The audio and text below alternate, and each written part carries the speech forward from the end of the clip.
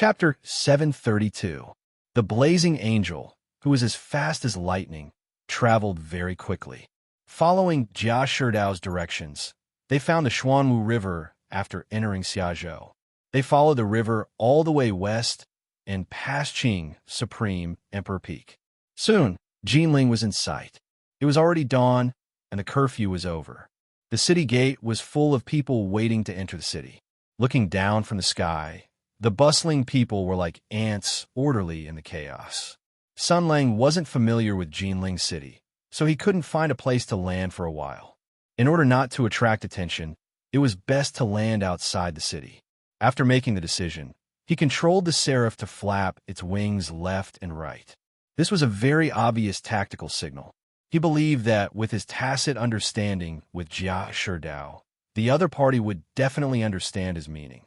Then Sun Lang pressed the launch button. The living humanoid navigation pendant swooped down with a series of screams. At the same time, the belly of the plane opened in the air, and Sun Lang fell down. However, his situation was different from Jia Shidao's, because he could do whatever he wanted with high martial arts. Therefore, Sun Lang leisurely overtook his younger brother, who was dancing and falling down. He revealed his snow-white teeth and smiled brightly. "Silly, I can fly." Sun Lang landed first, and Jia Shidao was pulled away by Sun Lang before his face hit the ground, so he lost the chance to enter the two-dimensional space. He looked at Sun Lang with resentment in his eyes. No matter what, Jia Shidao was a real man. Even his elder brother couldn't treat him like a child and play tricks on him. After all, his brother had said before that a man couldn't be subdued by force. Just as Jia Shidao looked at Sun Lang and gradually mustered up the courage to talk to his brother about treatment and domestic violence, a beast roared. They landed on a deserted mountain. There was still some distance away from Jinling City. There were no villages around them, so there were no traces of people. The noise of them landing on the ground had alerted the beasts in the mountain. A piebald tiger smelled the human scent and rushed out. It probably wanted to eat breakfast. However, before it could even let out a roar, Sun Lang slapped its head. The tough tiger head instantly exploded, shattering into pieces and sending brain matter flying everywhere. Its huge body tumbled a few times in the air and fell far below the cliff. There was a faint sound of splashing. It must have turned into two-dimensional form. Sun Lang exercised his wrists and turned to look at his brother. "What were you looking at?" Jia Shidao swallowed. Since he could slap a tiger that weighed a few hundred kilograms, he could naturally grab his younger brother and throw him off the cliff. Anyway, the previous example had clearly shown that he could catch him even if he threw him. Furthermore, he could throw it 100 times in a row. As a man who knew when to yield and when to stand tall, he looked away and said nonchalantly, "Nothing." Sun Lang snorted and looked in the direction of Jinling. Even though it was far away and it was only early in the morning, he could still vaguely see the scenery of Xia State. The streets were bustling and there were many people. After all, it was the hinterland of the Empire, Xia State, and Jiangnan. In terms of prosperity, it was much better than Mingzhou. This was the city where the legitimate son of Rongwa Mansion had escaped. This was the beginning of everything, the source of fate. Now, it was his first time here. From the beginning, this was the place he didn't want to come to the most. Sun Lang was slightly dazed. He looked for a while and said calmly, "Let's go." This was a deserted mountain with no mountain roads, but for the two of them, such terrain was nothing. They went down the mountain and quickly found the official road. "We have to disguise ourselves," Jia Shidao said. "We can't enter the city like this. There are too many people, and many people will recognize me. Besides, brother, this was normal." The four major families were intertwined and occupied half of Jinling. Jia Shidao was the legitimate son of Duke Rongwa, the eldest son of Jia Shidao. He used to be a famous devil, and then became a famous hero of Tianyuan. Many people knew him. If he swaggered on the street, he would be recognized within 10 steps. It would be fine if they recognized him, but if someone with a good memory thought that the person beside Master Jia looked familiar, then it would be King fun. He said carefully, "It's never wrong to be careful. Although, brother, alas, although that person has been away from home for 11 years, People who are familiar with him might still recognize him. Sun Lang nodded and said, "That's a problem. We'll leave at night and arrive at dawn. Time is tight. We can't wait until nighttime. Let's get 2 sets of cloaks." The two of them quickened their pace and soon came to a town. Jia Sherdao had a way. He disguised himself a little and found a tailor's shop to buy 2 sets of cloaks. Martial arts were popular in the empire, and there were many people in the martial arts world. There was a great demand for cloaks, and tailors of all sizes had a lot of chivalrous outfits. After that, they bought 2 more horses and put on a complete show. They also bought 2 swords. After dressing up, the 2 Jianghu people went on their way. Along the way, the people were rich and prosperous, and the industry and commerce were extremely developed. Coupled with the beautiful scenery of the mountains and rivers, it was indeed different from the north. It was a kind of exquisite leisure and wealth. When they entered the city, there were soldiers inspecting them. Logically speaking, these 2 sneaky Jianghu people were the focus of the inspection. However, Jia Sherdao secretly showed the Jia family's token, so they were exempted from the inspection.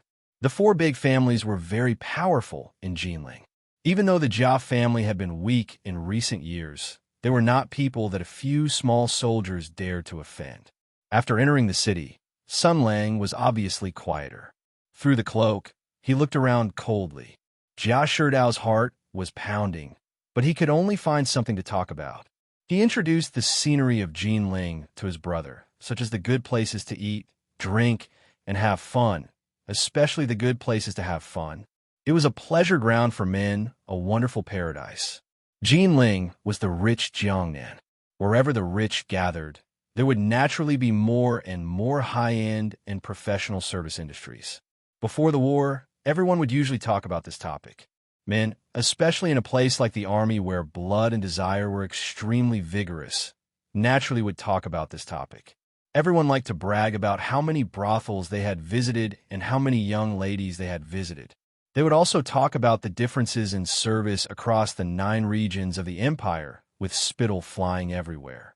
For example, which places young ladies were gentle, which places young ladies were hot, which places young ladies had a good figure, which places young ladies were well-dressed, which places young ladies would pat you on the shoulder and say things like, "Officer, F***, beep." Men always liked to give advice on such topics and show that they were knowledgeable. At that time, whenever this topic was brought up, the elder brother would show a look of disdain as if he was not interested in it. However, he would secretly perk up his ears, afraid that he would miss a word. Over time, everyone felt that something was wrong and wondered if Jia Zhu had never been to that kind of place before. The elder brother smiled disdainfully when he mentioned it. He looked down on the crowd and threw out some terms that they did not understand, such as OUAC90 authentication and one-stop service. He also explained some small ways to play the game, which immediately intimidated the group of uncouth men, making them bow their heads and call him elder brother. But later, everyone felt that something was wrong. Although Jia Zhu talked about how powerful he was still too inexperienced. After some private discussion, they realized that Jia Zhu was most likely like Wang Yuyan, the forbidden book of martial arts in the story he told. He was full of unique martial arts and martial arts knowledge, but he was a weakling who could not even trust a chicken and only knew how to talk. Of course, such words could not be said in front of Marshal Jia. There was a hothead who did so. His elder brother hit him with a brick, tied him up, and hung him up. Then, his elder brother did not beat him, scold him, or threaten him. Instead, he moved a small stool and sat in front of him. He wrote a story on the spot called Madame's Desire. This story was purely fictional, but the name of the male lead was the same as the hothead's name. He was also a general who fought in the war. The surname of the female lead was also the same as the hothead's wife. When he wrote the 4th chapter, he admitted defeat, softened, and became terrified. No one knew the specific content of the story. In short, the hothead was completely terrified. After all, if this story was spread out, this hothead's head would really turn blue. Marshal Jia's public opinion was really vicious. After this battle, everyone was horrified. Therefore, No one dared to doubt whether the marshal had actual combat experience. Everyone tacitly agreed that he was a veteran who had experienced hundreds of battles, although this veteran would be very concerned every time he heard about the brothel. After listening to it, he would criticize it, saying things like the service in your country is still too simple. It was always like this in the past. When talking about this kind of topic, his brother would instantly become excited. But now it was different. Even if Jia Sherdao deliberately mentioned the famous courtesans of Jinling in the summer state and the famous brothel that the scholars in Jiangnan could not forget, his brother had no reaction at all. What the hell was going on? It couldn't be right. Was his brother nervous? Why was he so nervous as soon as he entered Jinling City? Otherwise, why was he not interested in brothels and women? While Jia Sherdao was muttering in his heart, he heard his brother say, "You are a man in your 20s, and you're always talking about brothels and brothels. Is it so childish? Is it so fun to play with women?" Hearing this, Jia Sherdao's body trembled. He was also tortured by Sun Lang last night, and these days he had been suspicious. His head was suddenly cramped, and he said in a trembling voice, "Brother, are you playing with men now?" The two were silent for a moment, and Jia Sherdao said pitifully, "Brother, I was wrong." Sun Lang's face was indifferent, and his hand reached for the pocket of the windbreaker under the cloak.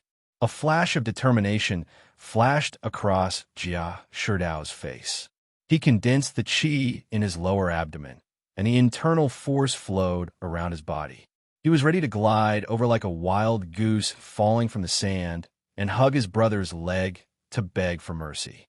Because he saw Sun Lang's movement under the cloak, no matter what his brother was going to take out, it was definitely not something good. But at this moment, the two of them stopped moving at the same time. At this moment, the two of them were in the middle of a busy city, and the surroundings were noisy and noisy. The shops, tea houses, and restaurants on both sides of the street were leaking out laughter and conversations. All kinds of voices were entangled together, and it was hard to hear clearly. But the two of them were both people with strong martial arts, and their ears and eyes were clear, and their divine minds were clear. All kinds of entangled voices were actually clearly separated, and it was easy to hear clearly. They heard a word in the midst of the tumult of voices. This sentence was very soft, and the tone was very mysterious, and it was very careful. It should be a gossip to the drinking friends at the table to show off and show off. But this sentence fell into the ears of Sun Lang and Jia Sherdao so clearly. "Have you heard? Old Madame Sher of the Jia Mansion is sick in bed, and the Rongwa Mansion sighed." Sun Lang and Jia Sherdao looked at each other. Their eyes became gloomy at the same time. This wasn't as simple as gossip and bragging. The Jia Mansion covered the sky in Jinling, and the Jia Mansion had been weak in recent years. The Rongwa Mansion had lost its last male heir, and it was only supported by old Madame Sher's power. Old Madame Sher was the last pillar of the Rongwa Mansion, and such a key person's every move would affect the situation of the Rongwa Mansion and even the situation of Jinling. Even if it was a small illness, it was an earth-shattering event for the Rongwa Mansion. Therefore, when the old madam was sick, the Rongwa Mansion should have kept the news strictly guarded. How could this news be spread, even in the tea houses on the streets and alleys?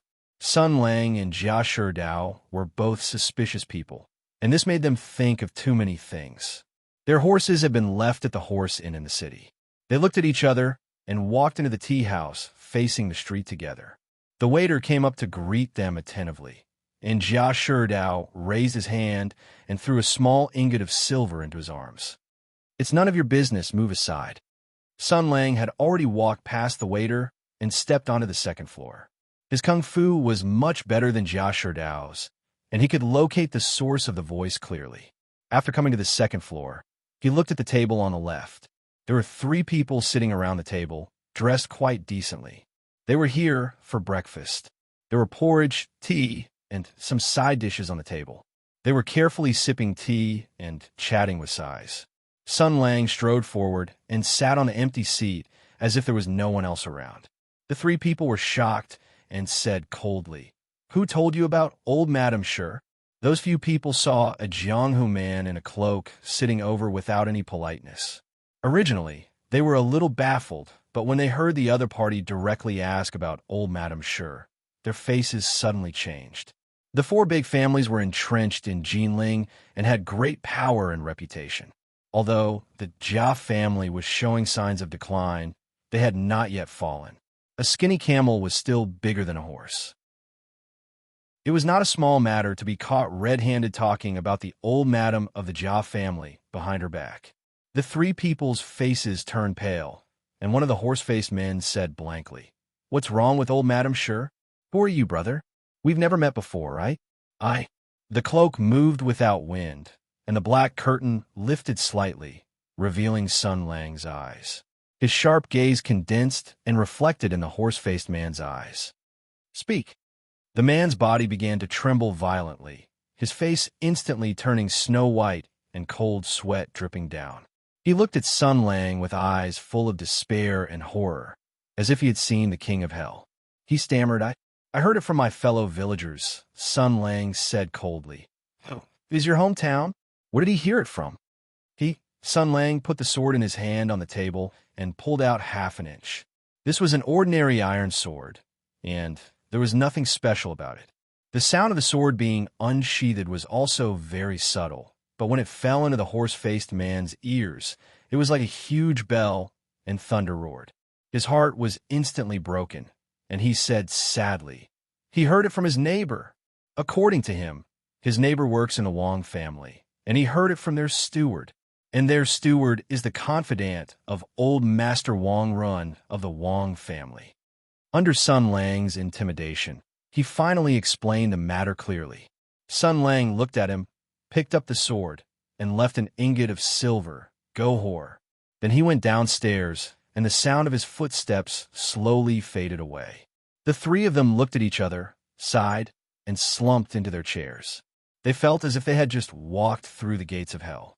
"This is interesting." After leaving the tea house, Sun Lang said lightly, "The Wang family? In Jinling, when it comes to the Wang family, there is only one Wang family. So who is Wang Ren?" Hearing this name, Jia Sherdao stopped and said in surprise, "Wang Ren?" Sun Lang said lightly, "Yes, that person said that the news came from the Wang family, and the steward who mentioned it was Wang Ren's confidant. That's what he said." Jia Sherdao hesitated and said slowly, "Wang Ren is indeed from the Wang family." Sun Lang saw the shock and hesitation on Jia Sherdao's face.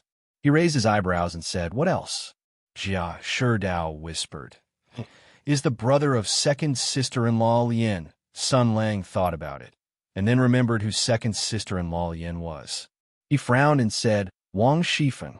Jia Sherdao's face was still shocked, and he nodded blankly. "Yes." "Oh." Sun Lang continued to walk and said, "I heard from Sister Bao that the Dowager Duchess is old, and she has already distributed the power of the family, and Wang Shifeng is almost the nominal head of the family. She is very liked by the Dowager Duchess, and she does things well. She runs the Rongba mansion well, and she is a person who does things well." Jia Sherdao was a bit uneasy and said softly, "Yes."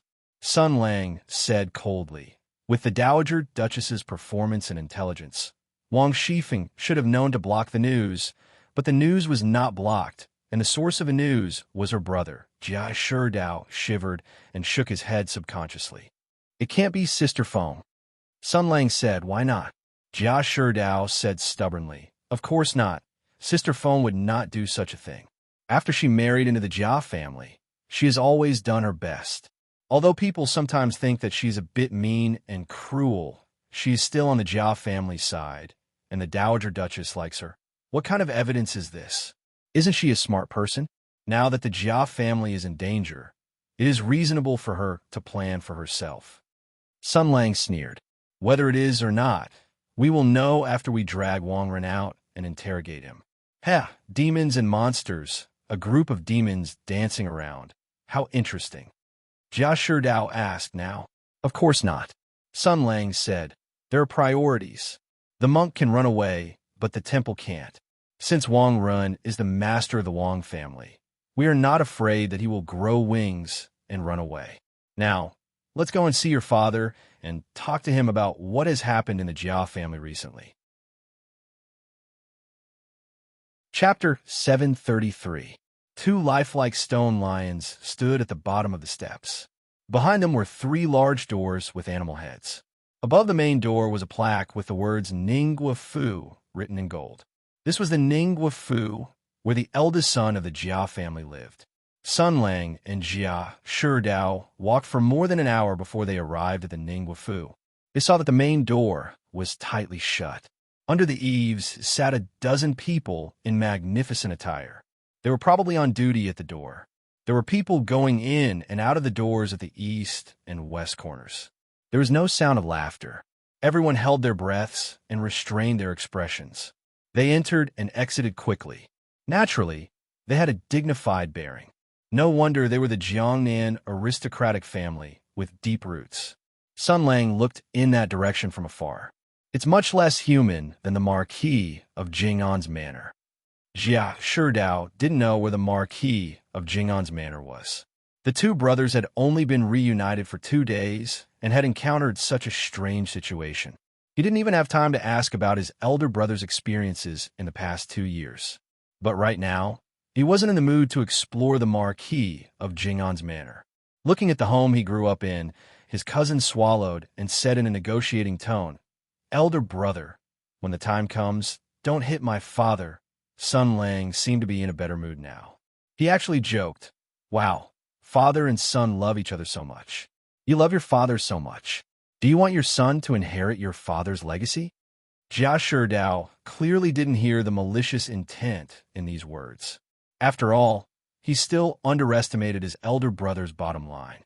He frowned and said, "Father and son love has nothing to do with a son inheriting his father's legacy, right?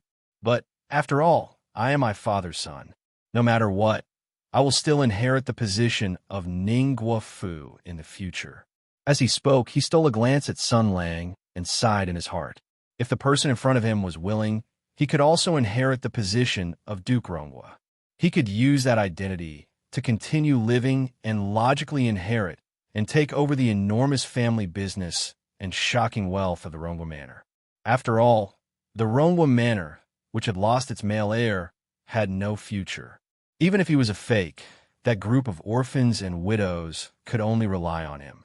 In fact, if he harbored resentment and hatred in his heart, he could return to the Rongwa mansion and quietly extend his evil claws to the women in the mansion. In any case, they were not related by blood, so he could even turn the entire Rongwa mansion into his back garden, where he could take whatever he wanted. But he didn't want to.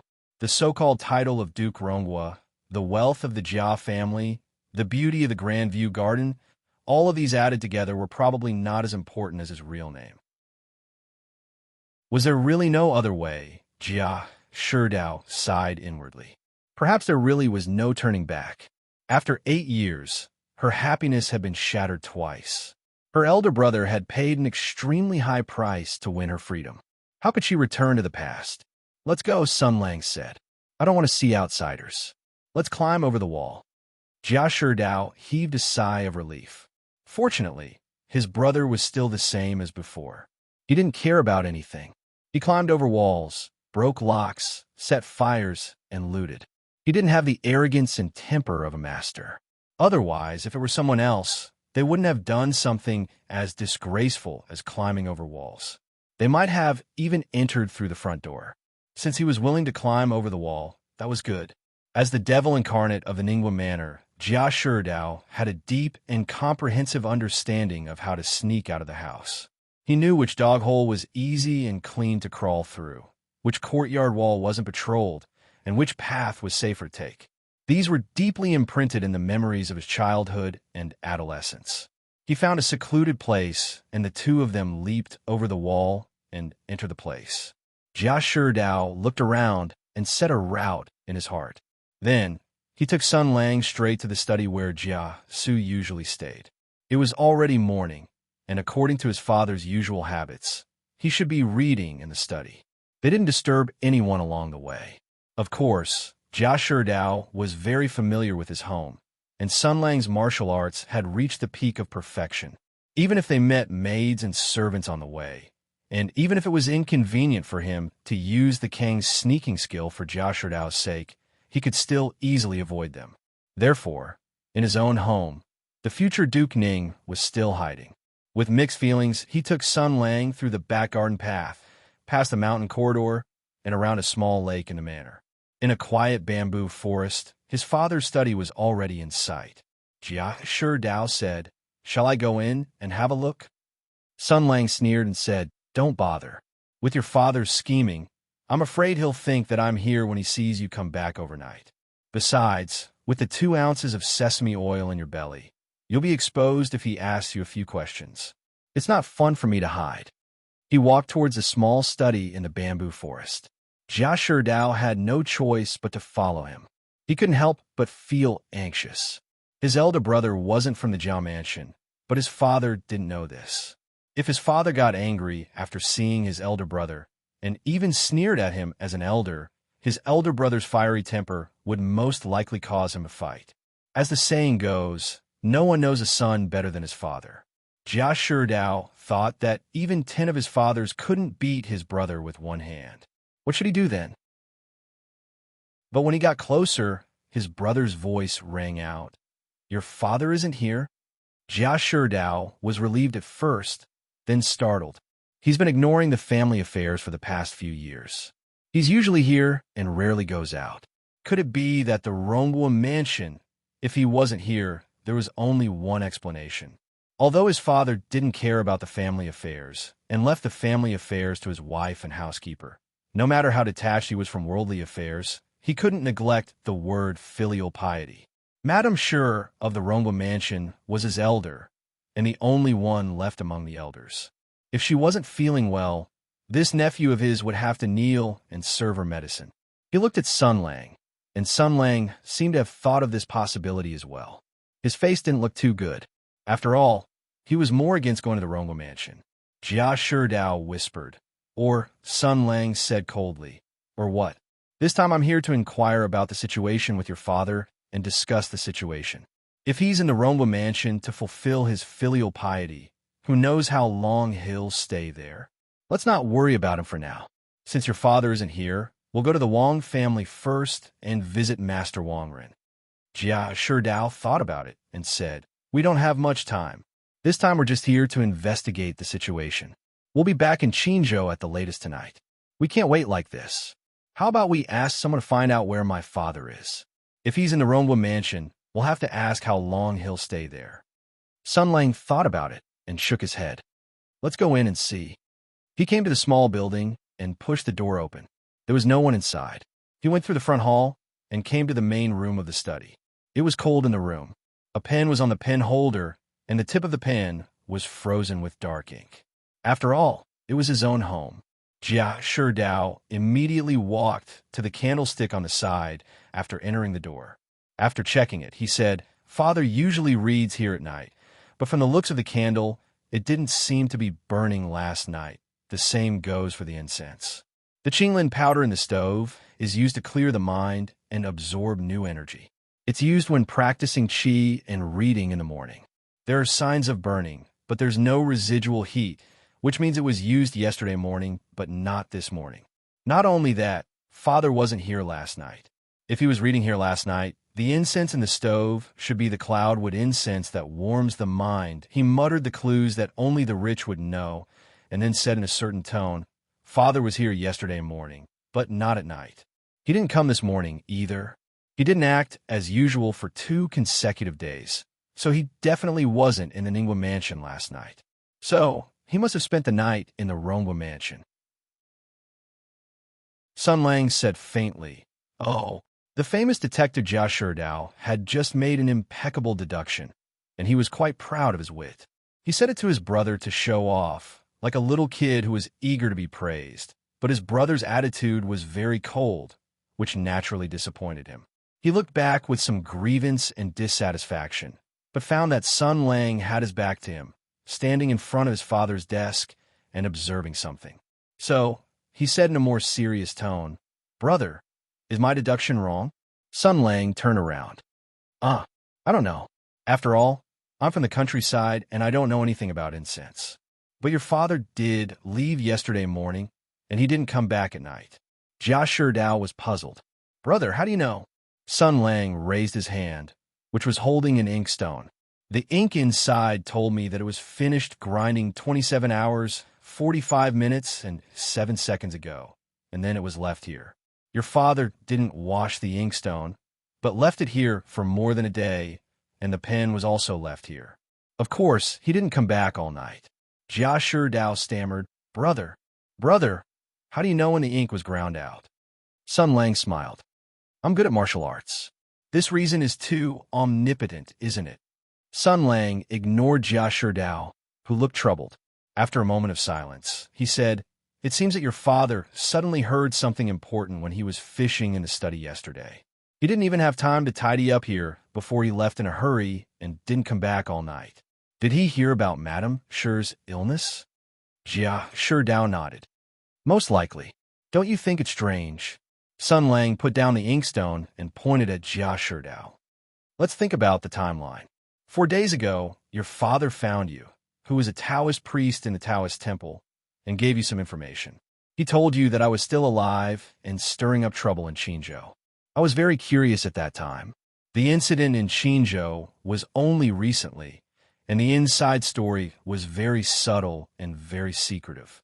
I wasn't surprised that he knew about the incident in Mingzhou, but he knew about the incident in Qinzhou so quickly. But at that time, he didn't tell you that Matriarch Shi was sick. Now, it seems that it was not that he didn't tell you, but that he was kept in the dark. This is strange. A rich man who slacked off every day and was in a half-retired state was so well-informed that he could learn the top-tier secrets of the court very quickly, but he knew nothing about Matriarch Shi's illness that was right next to him. Jia Sherdao's expression changed slightly. Maybe Madame Shi just got sick recently, Sun Lang didn't refute. Instead, he continued, as time went by, the day before you came to Qinzhou, I sent a letter to Mingzhou. At that time, Xue Baochai and Lin Daiyu didn't mention Madame Shi's illness. When I heard the news that you rushed to Qinzhou overnight and attacked the Bai clan fort, I became curious about the source of your father's information. I felt that there was something fishy about it. To be safe, I sent an urgent letter to Mingzhou to ask Xue Baochai if anything had happened in the Jiao mansion. Coincidentally, after Xue Baochai sent the letter that day, she received the news that Madame Shi was sick. Of course, her source of information was her close sisters in the Rongwu mansion. But the problem is that she received the letter 2 or 3 days ago, and it would take at least 2 days for the letter to be sent from Summerzhou to Mingzhou. Even if it was sent by the fastest sword eagle, it would take at least 2 days for it to reach her. Jia Sherdao's expression was very unpleasant. After calculating the time, Sun Lang gestured with his hands. In other words, Madame Shi was sick 5 or 6 days ago, and your father only received the news yesterday, Jia Sherdao said in a low voice. Maybe Madame Shi was just sick and didn't want to disturb my father, Sun Lang said. I hope so. But don't you think that it's a bit of a coincidence? What coincidence? Sun Lang's eyes flickered as he said meaningfully, 5 to 6 days ago was the time when the matter regarding the Bai clan fort began to spread and the envoys arrived in the capital. Yesterday was your first day in the Bai clan fort. Jia Sherdao was shocked and couldn't say anything for a while. Sun Lang said playfully, Xue Baochai, who is far away in Mingzhou and is acting under the imperial order, received the news early. But Duke Ning, who is close by, only learned about Aunt's illness yesterday. Are the Rong and Ning mansions so estranged? Who decided to send the news to Xue Baochai? And who decided to inform your father? The illness should have been concealed, but how did it spread on the streets? The source of the news was actually Wang Shifeng's brother, and Wang Shifeng is old Madame Shi's most beloved and trusted right-hand woman. She is the main person in charge of Rongwu Manor. His smile became colder. Interesting, very interesting. Madame Shi is indeed the pillar of the Rong family. How could an illness involve so many twists and turns? Jia Sherdao took a deep breath. Brother, are you saying that there's a mole in the Jia family? Sun Lang said in a deep voice. I'm afraid so. I have a feeling that this isn't a coincidence. The situation between me and the imperial court is very delicate now. If the emperor wants to open up the situation, he has to do it from his side. The Jia family is a very good breakthrough point. Even if they didn't interfere before, they won't let go of this opportunity now. He leaned against Jia Su's desk and thought for a while. Your father is a smart man. He's suspicious, but not very suspicious. He should be able to see the emperor's nature and wouldn't be easily moved by the other party's promises. Of course, that's only relatively speaking, because everyone is stupid sometimes. He was talking about his father in front of Jia Sherdao, which made the younger brother smile bitterly. However, he couldn't help but feel gloomy. He didn't believe that his father would do anything, but if it really happened, what would his brother do? Also, relatively speaking, the other person is more suspicious. This brought Jia Sherdao back to reality. Ooh, Sun Lang grinned. Of course it's your big sister phone. Her brother was spouting nonsense in the Wang family, causing the rumors to spread. I'm afraid the source of the news is related to her. At the same time, she's deeply favored by the Dowager Duchess and is practically the de facto leader of the Jia family. Now that Lin Daiyu and Shuep Baochai aren't in Jinling, her power must have increased a lot.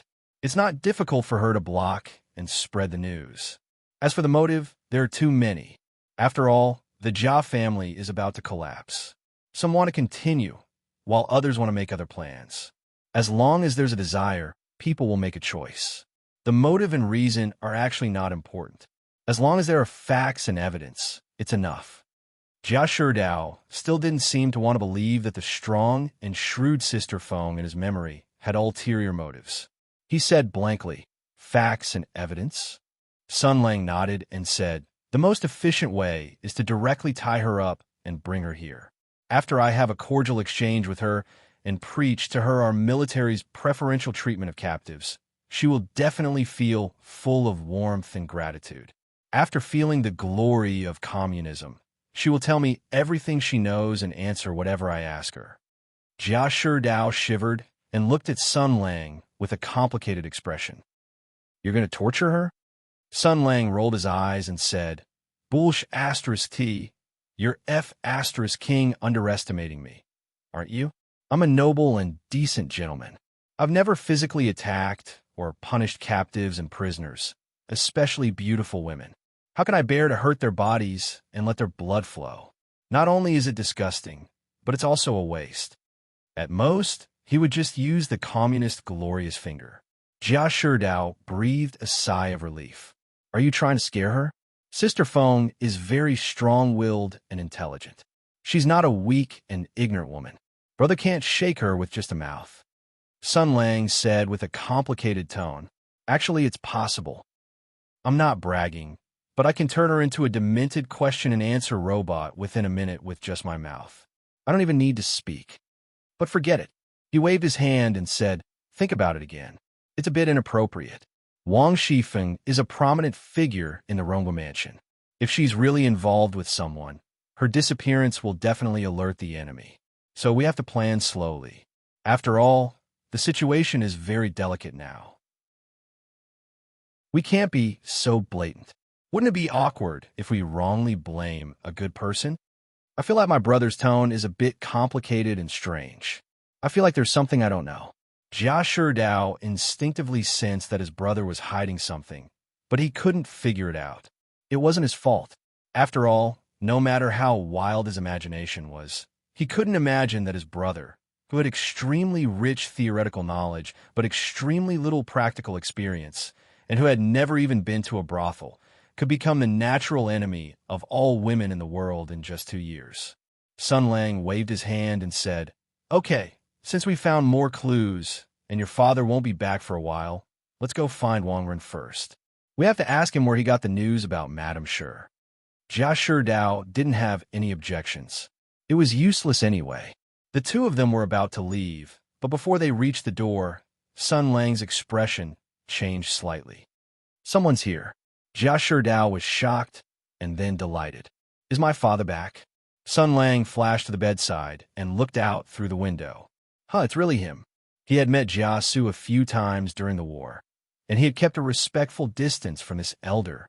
Firstly, Jia Su had the status of an elder in name, which meant that he could order him around, which made him very uncomfortable. After all, this was a fake relative. Secondly, he felt guilty. He was afraid that Jia Su, who had a deep mind, would see through him. However, at that time, Sun Lang and his uncle had been in the honeymoon period, and the insiders had helped to cover it up, so that Sun Lang didn't have much chance to communicate with his uncle. Moreover, Sun Lang was already very famous at that time, and in terms of military position and reputation, he was already above Jia Su. He was Jia Su's nephew, not his son, so Duke Ning couldn't call him a little bastard like he did Jia Sherdao. After all, he was an excellent child with a bright future in the family, so he had to be polite. After a few years, Sun Lang once again saw this uncle that he was very wary of and fearful of. His mood was different from before. He had been very careful before, and he didn't dare to reveal any flaws. He was afraid that Jia Su would see through him and find out that he wasn't his nephew. Not only was he afraid of exposing his identity as a transmigrator, but he was also afraid of losing his identity as the legitimate son of Rongwa Mansion. At that time, he had already felt the warmth of family from the letters from Matriarch Shi and the people of Rongwa Mansion. However, what was fake after all. At that time, I was so stupid and naive. Sun Lang mumbled to himself. Hearing that his father was here, Jia Sherdao panicked after being surprised. He said, "What?" Sun Lang glanced at him. "Your father is here. Why don't you go out and welcome him? Do you want me to go?" Hearing this, his cousin's expression changed as if his but was on fire. He hurried out and shouted before he reached the door, "Father!" Jia Su, who was walking over, heard the familiar voice. He looked up and saw his son, who was supposed to be in Qinzhou, standing in front of his study. Even someone as shrewd as him was stunned for a moment. Then, Jia Su's pupils constricted. He looked tired, as if he didn't sleep well last night. He came in a hurry, looking irritated. No one knew why he was here. However, at this moment, the tiredness and irritation on his face were gone, and his eyes were burning. Jia Su stared at his son. "Are you alone?" Sun Lang flashed out from behind Jia Sherdao. "No, I'm here." Chapter 734. Jia Su's heart stopped beating for a second. Although he was mentally prepared, the moment Sun Lang walked out from behind Jia Sherdao, Jia Su's heart was still throbbing despite his shrewdness.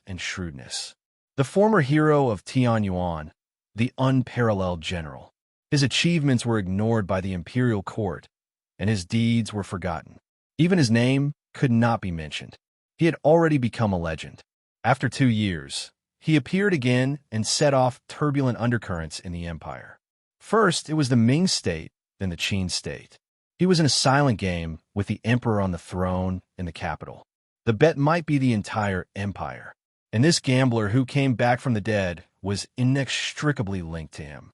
Because his surname was Jia, he was the grandson of the Rongwa family and his nephew. He used to be an ignorant and incompetent playboy in the Jia family. Later, because he ran away from home, he became the biggest joke and stain of the Jia family.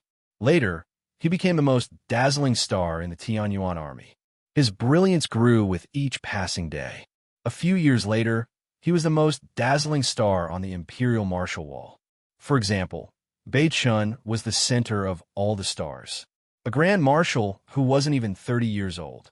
Only during the most ferocious warring era could one achieve such fame. Once, everyone believed that this unparalleled general who had won every battle would become the new protector of the empire. Because of this, the Jia family would step onto a new peak and enjoy limitless glory and glory. It would even surpass the 2 dukes back then. But the legend came to an abrupt end. The great desolate mountain, which was full of mysteries, buried the sky devil who had been tormenting the divine land for decades, buried 300,000 of the most elite soldiers and generals, and buried the legendary life of this peerless general. This general who had a promising future died in the last battle of the Tianyuan War, dying together with the extraterrestrial sky demon. The Rongwa family fell from the clouds overnight, and all the information was blocked.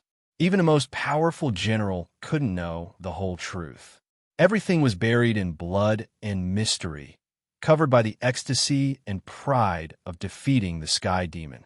In the past 2 years, there were still people who kept investigating, and there were still people who refused to forget.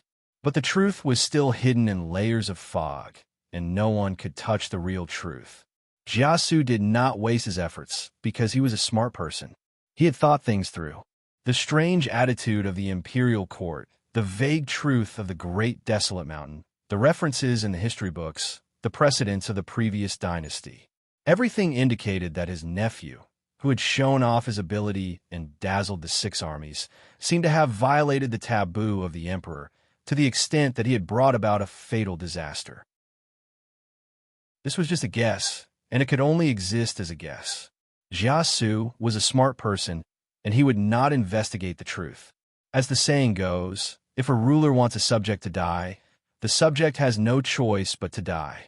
The reason for the ruler's death was not loyalty, but the ruler's immense power and his selfish and vicious nature. The monarch wanted his subject to die. If the subject didn't die, the monarch wanted his entire family to die.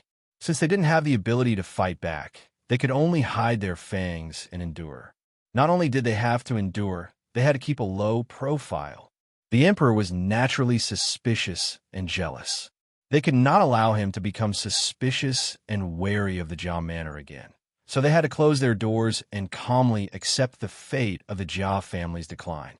Only in this way could they dispel the emperor's suspicions and give the family a chance to survive. Jiasu had done this for the past 2 years. He allowed his son to become a monk, and he was willing to be a rich man. Every day, he practiced his qi and wrote. He did not make friends with the powerful, did not interact with the high officials, and turned a blind eye to the weakness of the Jia manor. As the saying goes, even a wise man will make a mistake. He had not expected things to develop like this. 2 years later, the person who should have died long ago actually appeared. And his actions confirmed the guesses of many people because this former marshal, who had disappeared for 2 years, did not return to the capital to report on his work. He did not even appear in front of the public. He hid behind the scenes, manipulating one major event after another that shocked the imperial court, but he did not appear in front of the stage. It was as if he was playing hide-and-seek with everyone. But it was clear that the target of his hide-and-seek was not the officials, but the emperor. In other words, he wanted to go against the emperor. Otherwise, with his military achievements, connections, status, and reputation, even if he was late for 2 years, he would still be treated with great respect and support after returning to the imperial court. Why did he give up the glory, wealth, and high position to focus on stirring up trouble in the northern border of the empire? Anyone with a discerning eye could see that he was demonstrating his power and stirring up trouble. It was obvious that this marshal, who had once shocked the 6 armies, had been treated badly in the great desolate mountain. After all, this was the only reason that could make a famous general jump in the emperor's face. These days, there were turbulent undercurrents in the imperial court.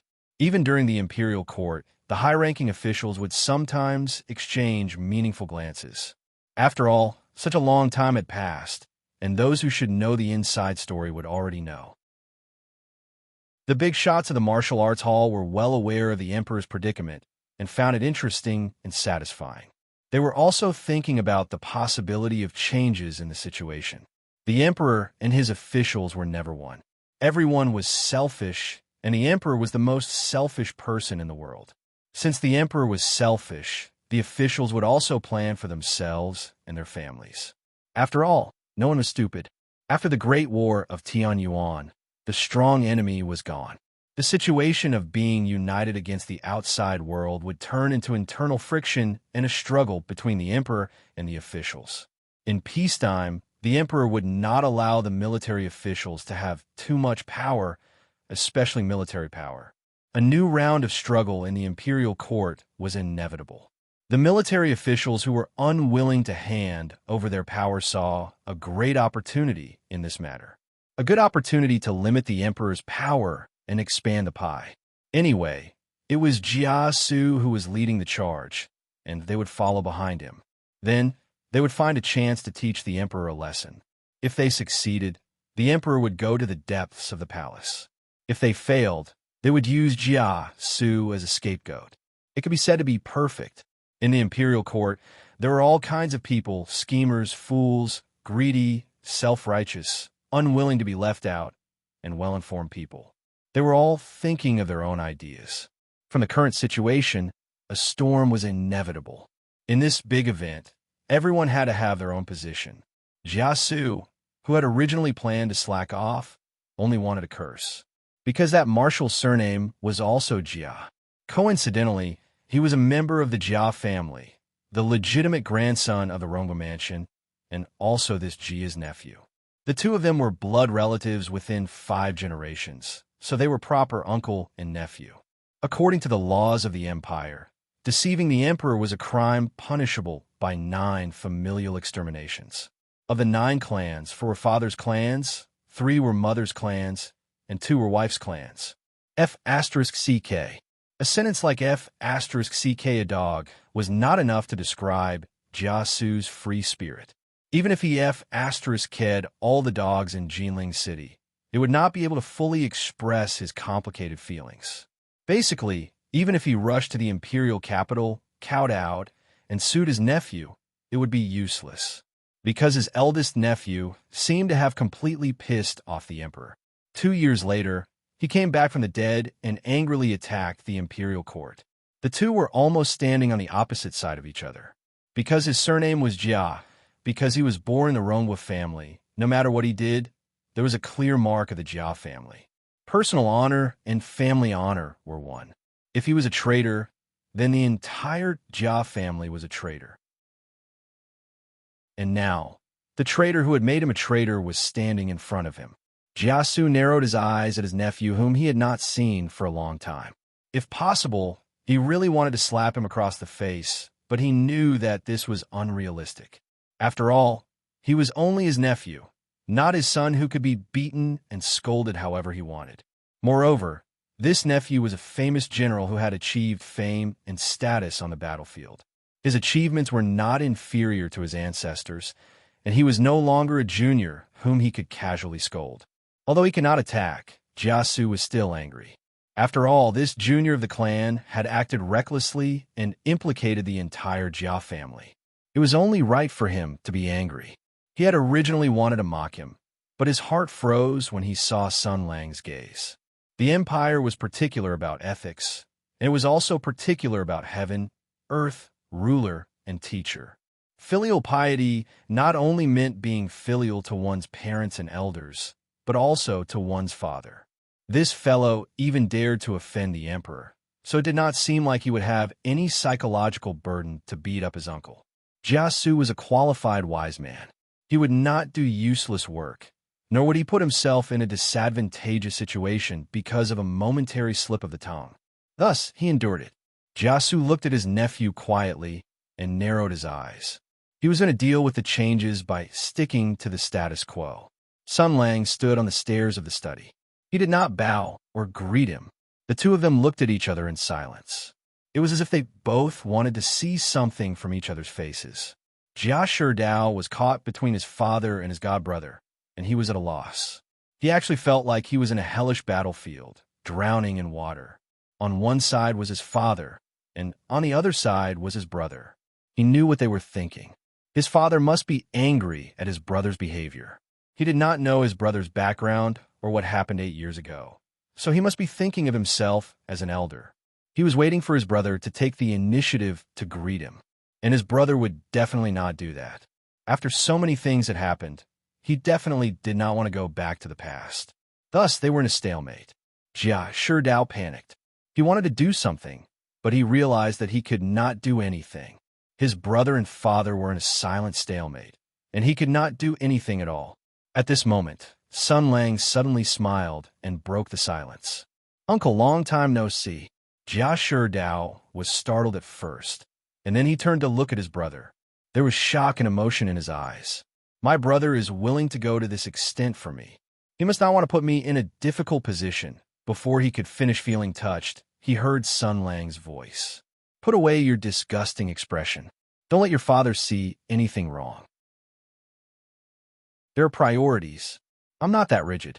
By the way, this so-called uncle is what Lindayu calls me.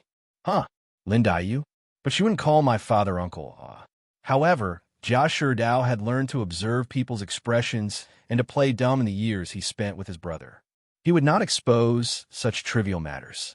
After all, he had already known how narrow-minded someone could be.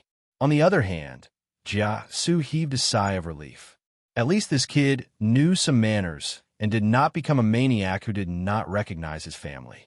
Since Sun Lang had given him a way out, Jia Su, who was smart, immediately went along with it. He glanced at Jia Sherdao and said, "Let's go in and talk." Sun Lang turned around and entered the house first. Jia Sherdao greeted his father and said in a low voice, "Father." Jia Su glanced at him and snorted coldly without saying a word. "Little bastard, I thought of a way to send you out, but you came back with your brother.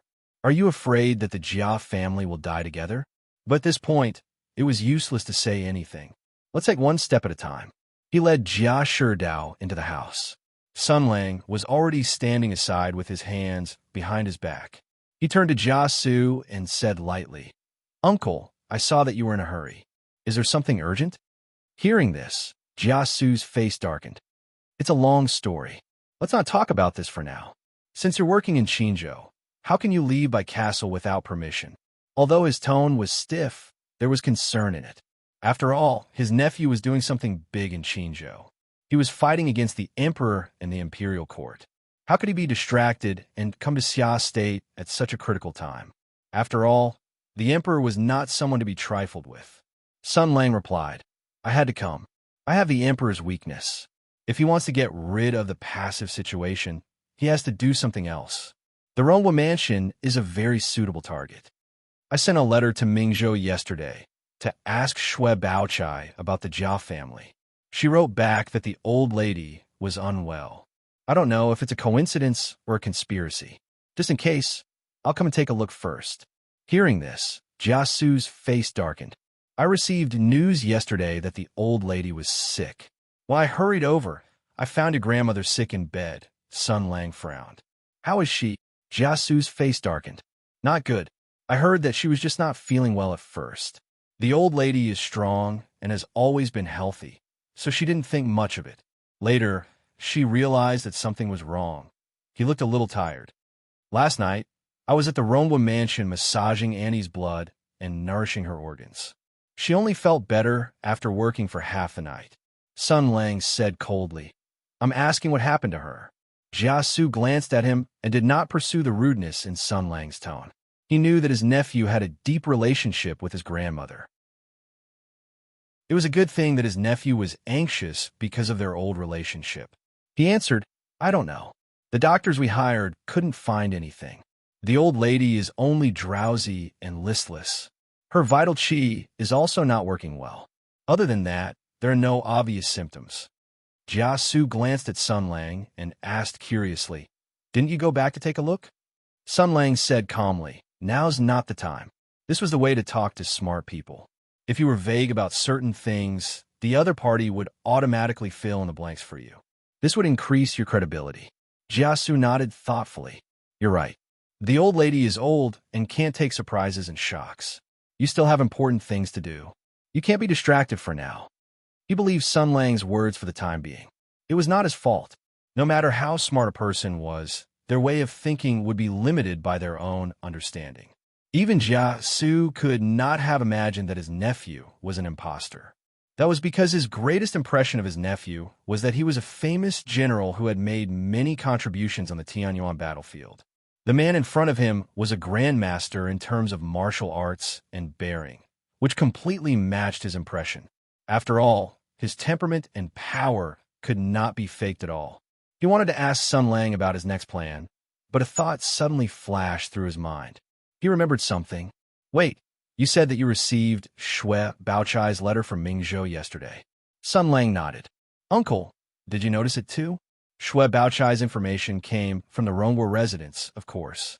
It would take at least 2 to 3 days to send a letter from the Summer Province to Mingzhou, even with the fastest messenger eagle.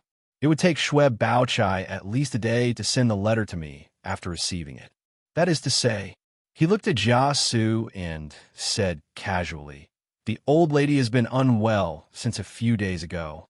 At first, I was wondering if someone was blocking the news, but now it doesn't seem to be the case.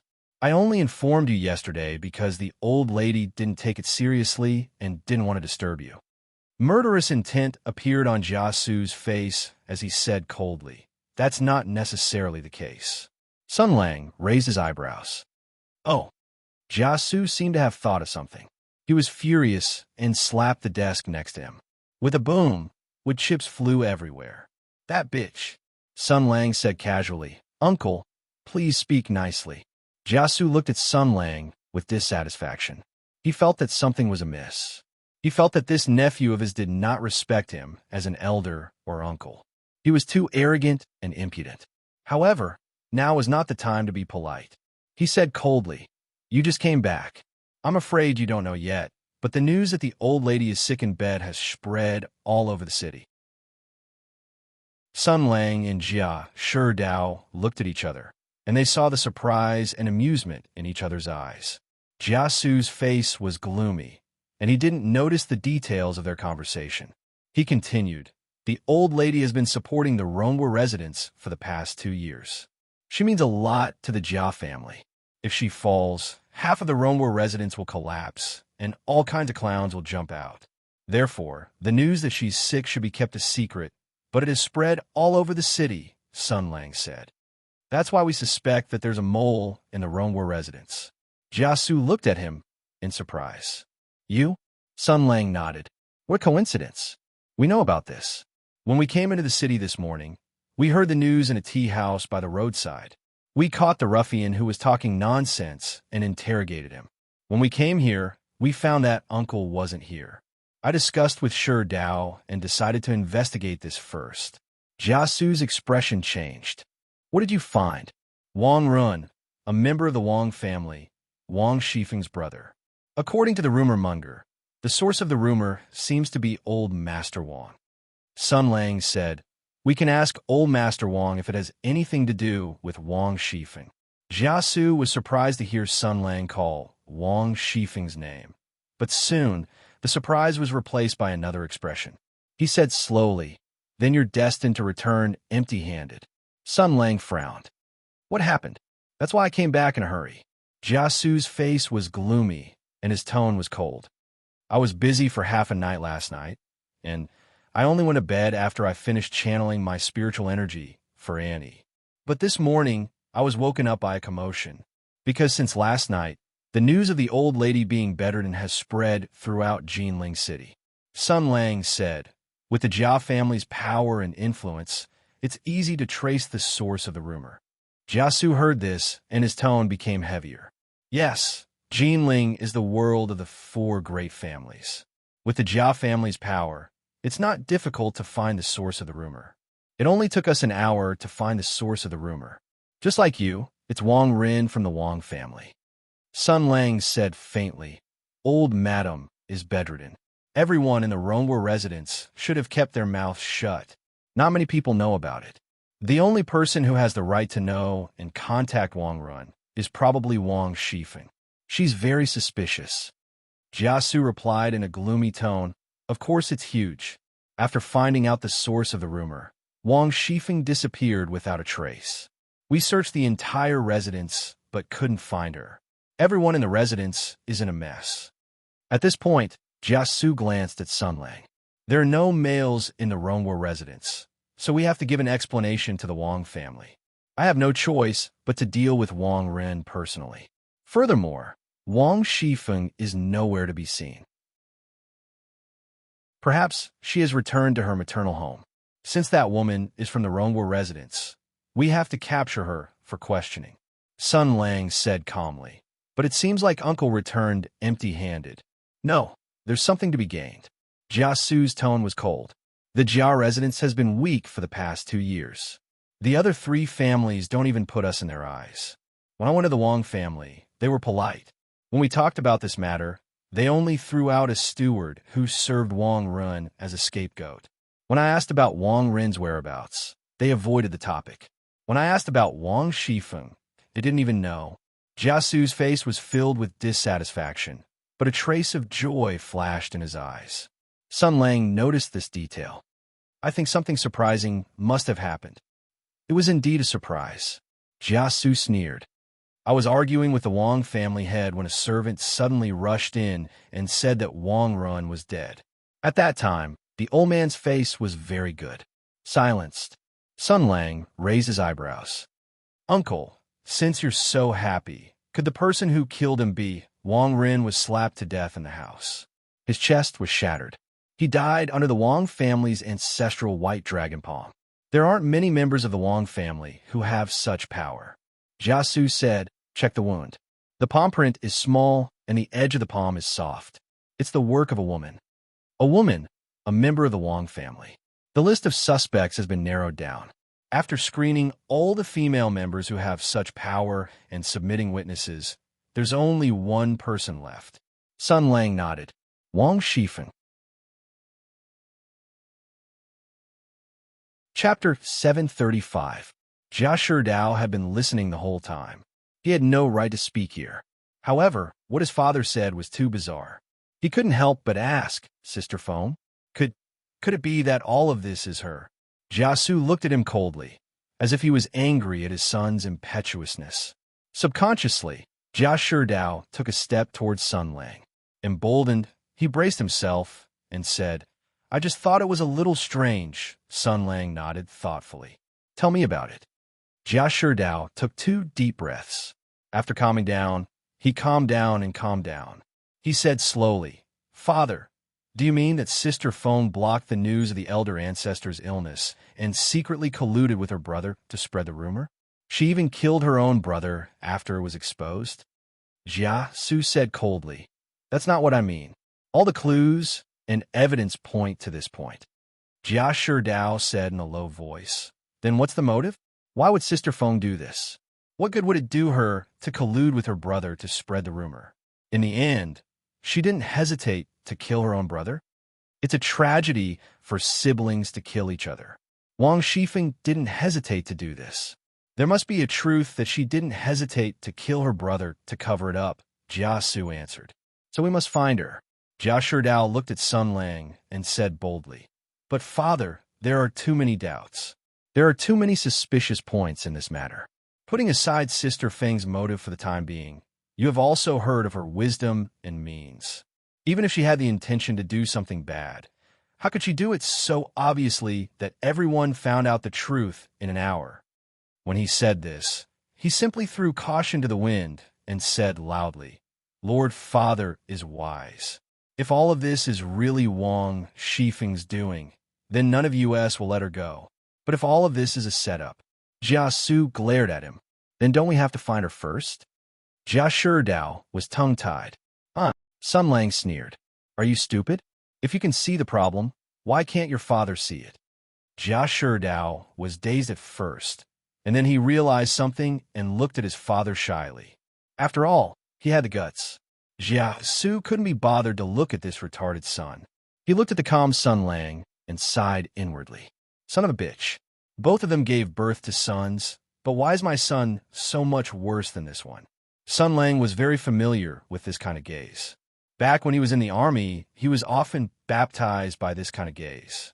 That's right, this was the gaze of the more you look at other people's children, the more pleasing and envious they become. Therefore, he smiled and comforted him. Uncle, you're thinking too much. Actually, it's not that bad. What's the saying? Dragons give birth to dragons, phoenixes give birth to phoenixes, and the offspring of mice know how to dig holes. Oh, I'm wrong. Sorry, that's not what I meant. It's not like father, like son, unless you're green. Cough, cough. He almost spilled the beans and hurriedly changed the topic. All right, let's get down to business. Jiasu looked at Sun Lang and wanted to say something, but he held himself back. He sighed inwardly. No one had disciplined this child since he was young, and the old lady only spoiled him. When he entered the army, he was spoiled by a group of old generals because he was brave and good at fighting, and no one could discipline him at all. Later, he became a general himself, and there was less and less discipline, which led to his current state. To To put it simply, this child was hopeless, and it was useless to say anything now. He shook his head and said, "It seems like you already understand. No matter what the truth is, Wang Shifeng is indeed missing. She must have the answer we want." Sun Lang nodded and continued, "This is very suspicious. There are about 3 possibilities for Wang Shifeng's disappearance. First, she was exposed and ran away to avoid punishment.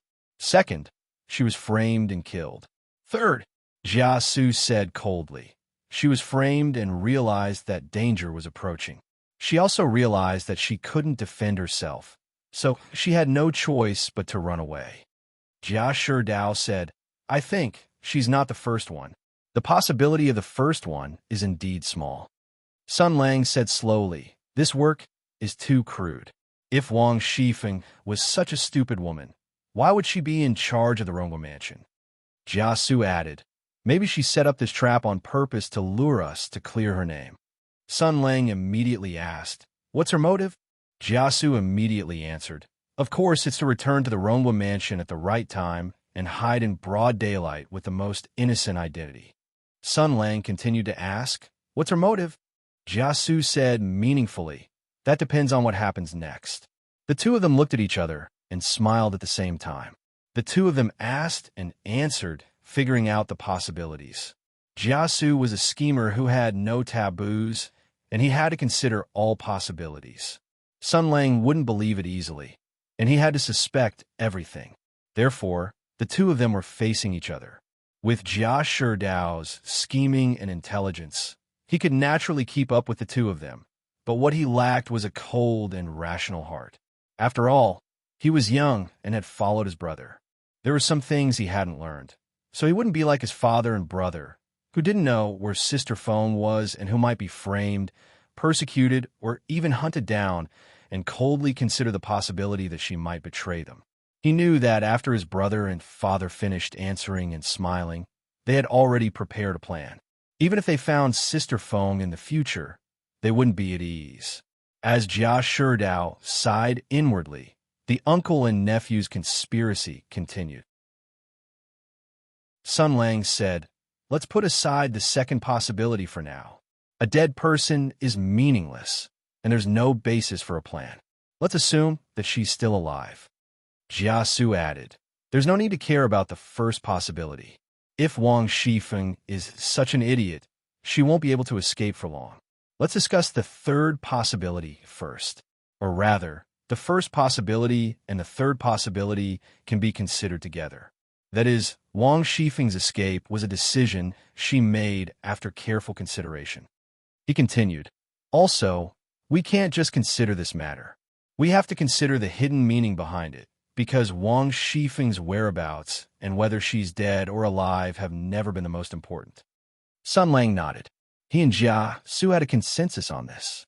The most important thing is the conspiracy behind Wang Shifeng's disappearance. The most important thing is whether or not there's a deeper layer behind this. The most important thing is who's involved in this, and where is Rongwa Mansion, Sun Lang said indifferently. It's too much of a coincidence for this to happen at this time. Jia Su glanced at Sun Lang. At this point, he wouldn't complain about anything, because it was meaningless. Because at this point, he could only deal with it as it came. Therefore, he said calmly, "It's too much of a coincidence. Just as you suspected, there might be the shadow of the imperial court behind this. Stirring up waves in the Jia mansion and even causing a shocking change will undoubtedly attract your attention and even force you to leave Qin province. In this case, the imperial court will have a chance to enter and interfere with the Bai castle, thus turning the situation around and taking the initiative." Sun Lang said indifferently, "This is the worst-case scenario. I hope it's not so."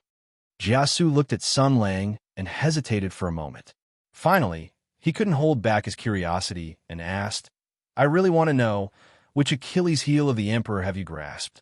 This plan of luring the tiger away from the mountain is so careful and restrained.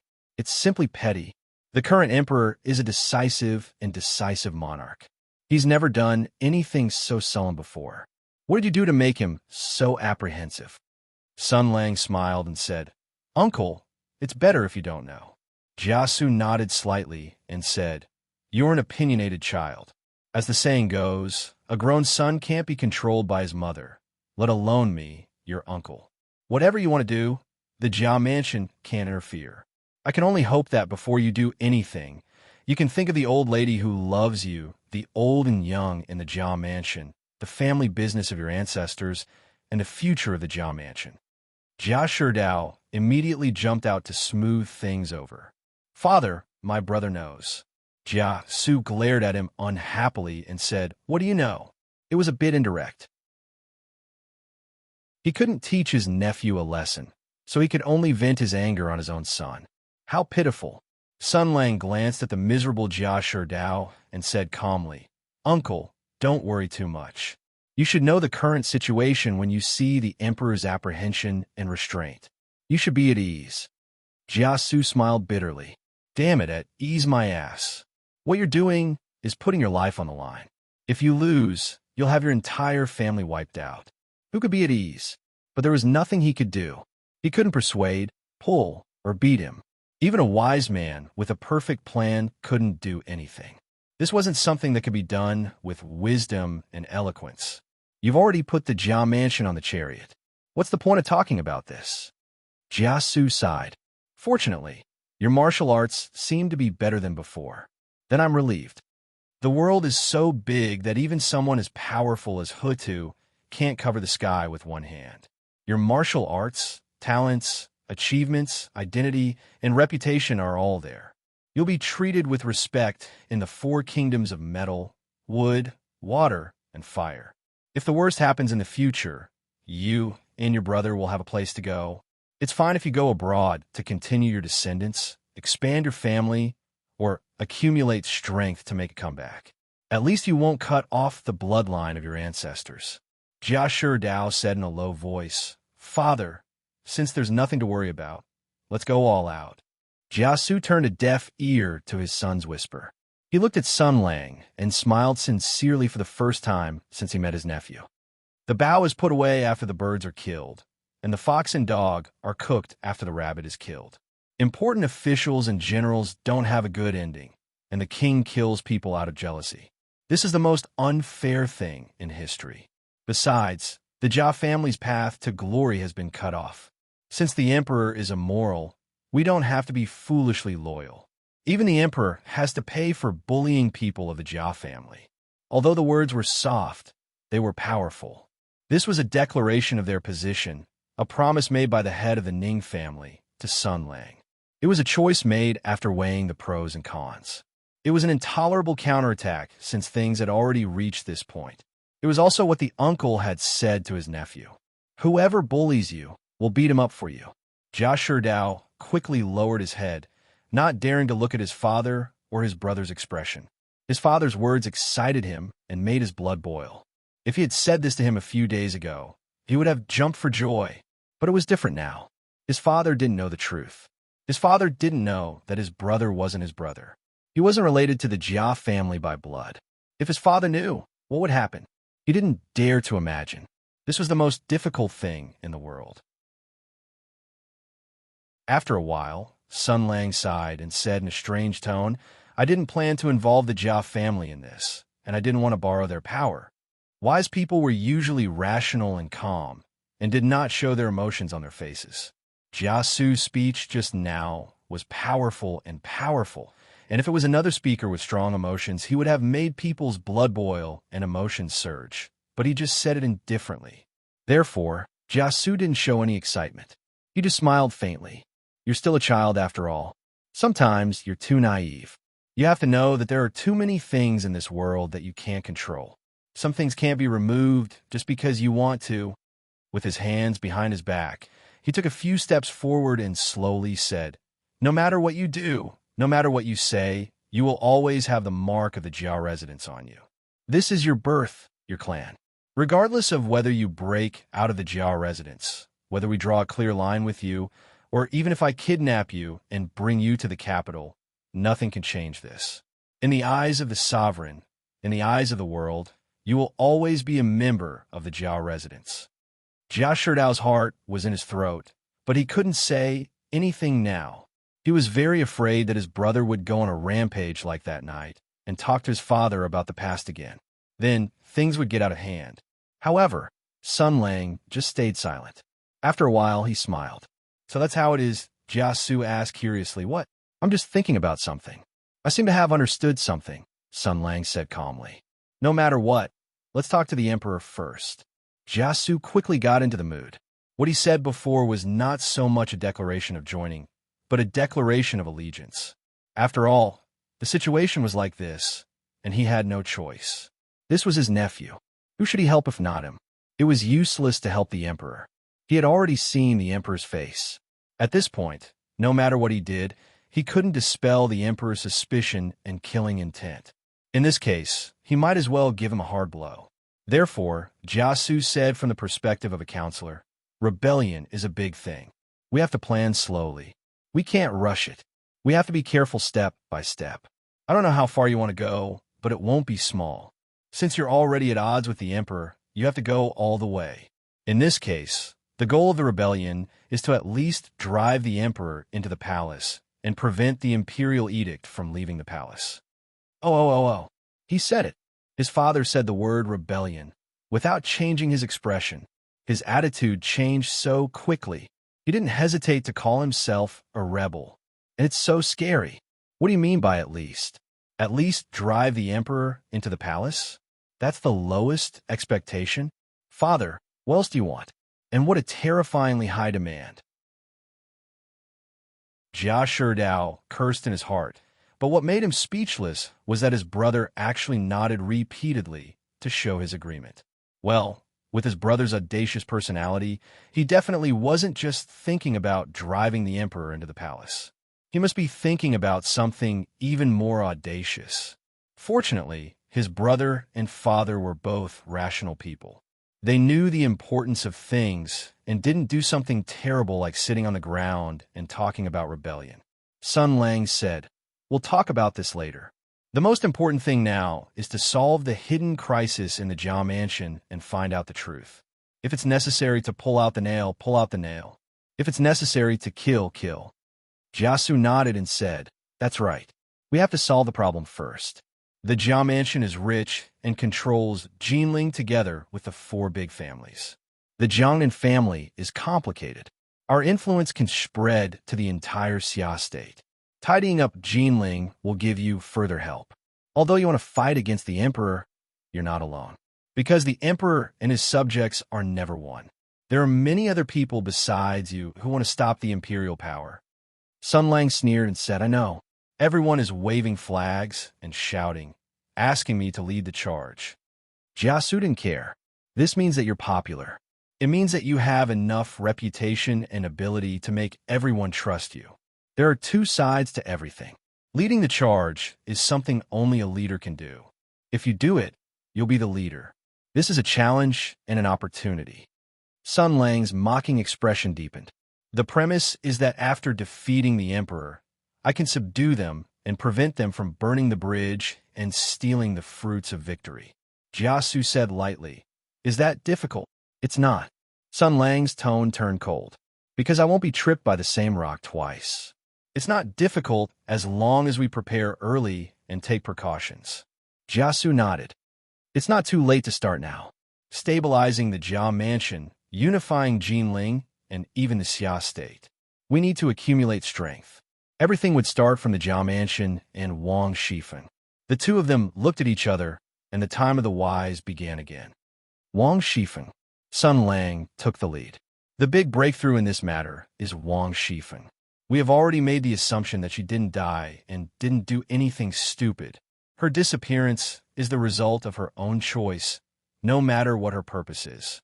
Jia Su continued, "Since she chose to escape, it means one thing. Regardless of her motive, she must be hiding in the dark waiting for an opportunity to return." Sun Lang asked, "Since she wanted to return, why did she run away?" Jia Su answered, "Because all the evidence and clues are against her. Regardless of whether she did it or not, she's the biggest suspect. If she doesn't escape, she'll definitely be arrested and interrogated. I think that's what scares her the most." Sun Lang muttered, "If she was framed, It means that she has already realized the impending danger. In other words, she felt that her life would be in danger if she was detained and interrogated, so she escaped.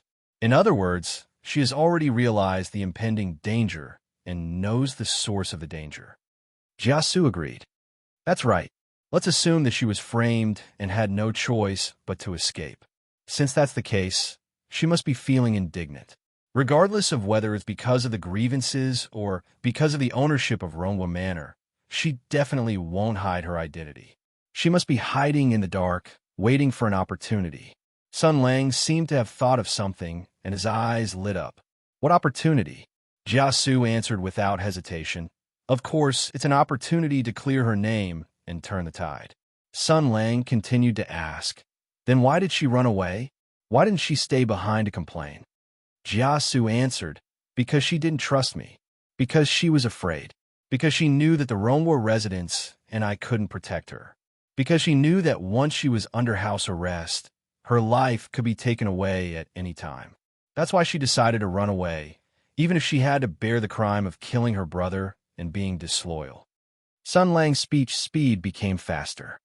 Then under what circumstances will she appear again after she has already hidden herself? Jiasu looked at Sun Lang, and his eyes lit up. Unless there's someone who can guarantee her safety, and she trusts that person enough. Apart from that, that person also has the stand and ability to get rid of the evil spirits and return the Ronghua residents to peace. Under such circumstances, she would appear to ask for help. Sun Lang was silent for a moment before he said slowly, "It's me." "That's right, it's you. You've made great contributions and are strong in martial arts. You're her beloved brother and the heir of the Ronghua residents. The Ronghua residence is your home.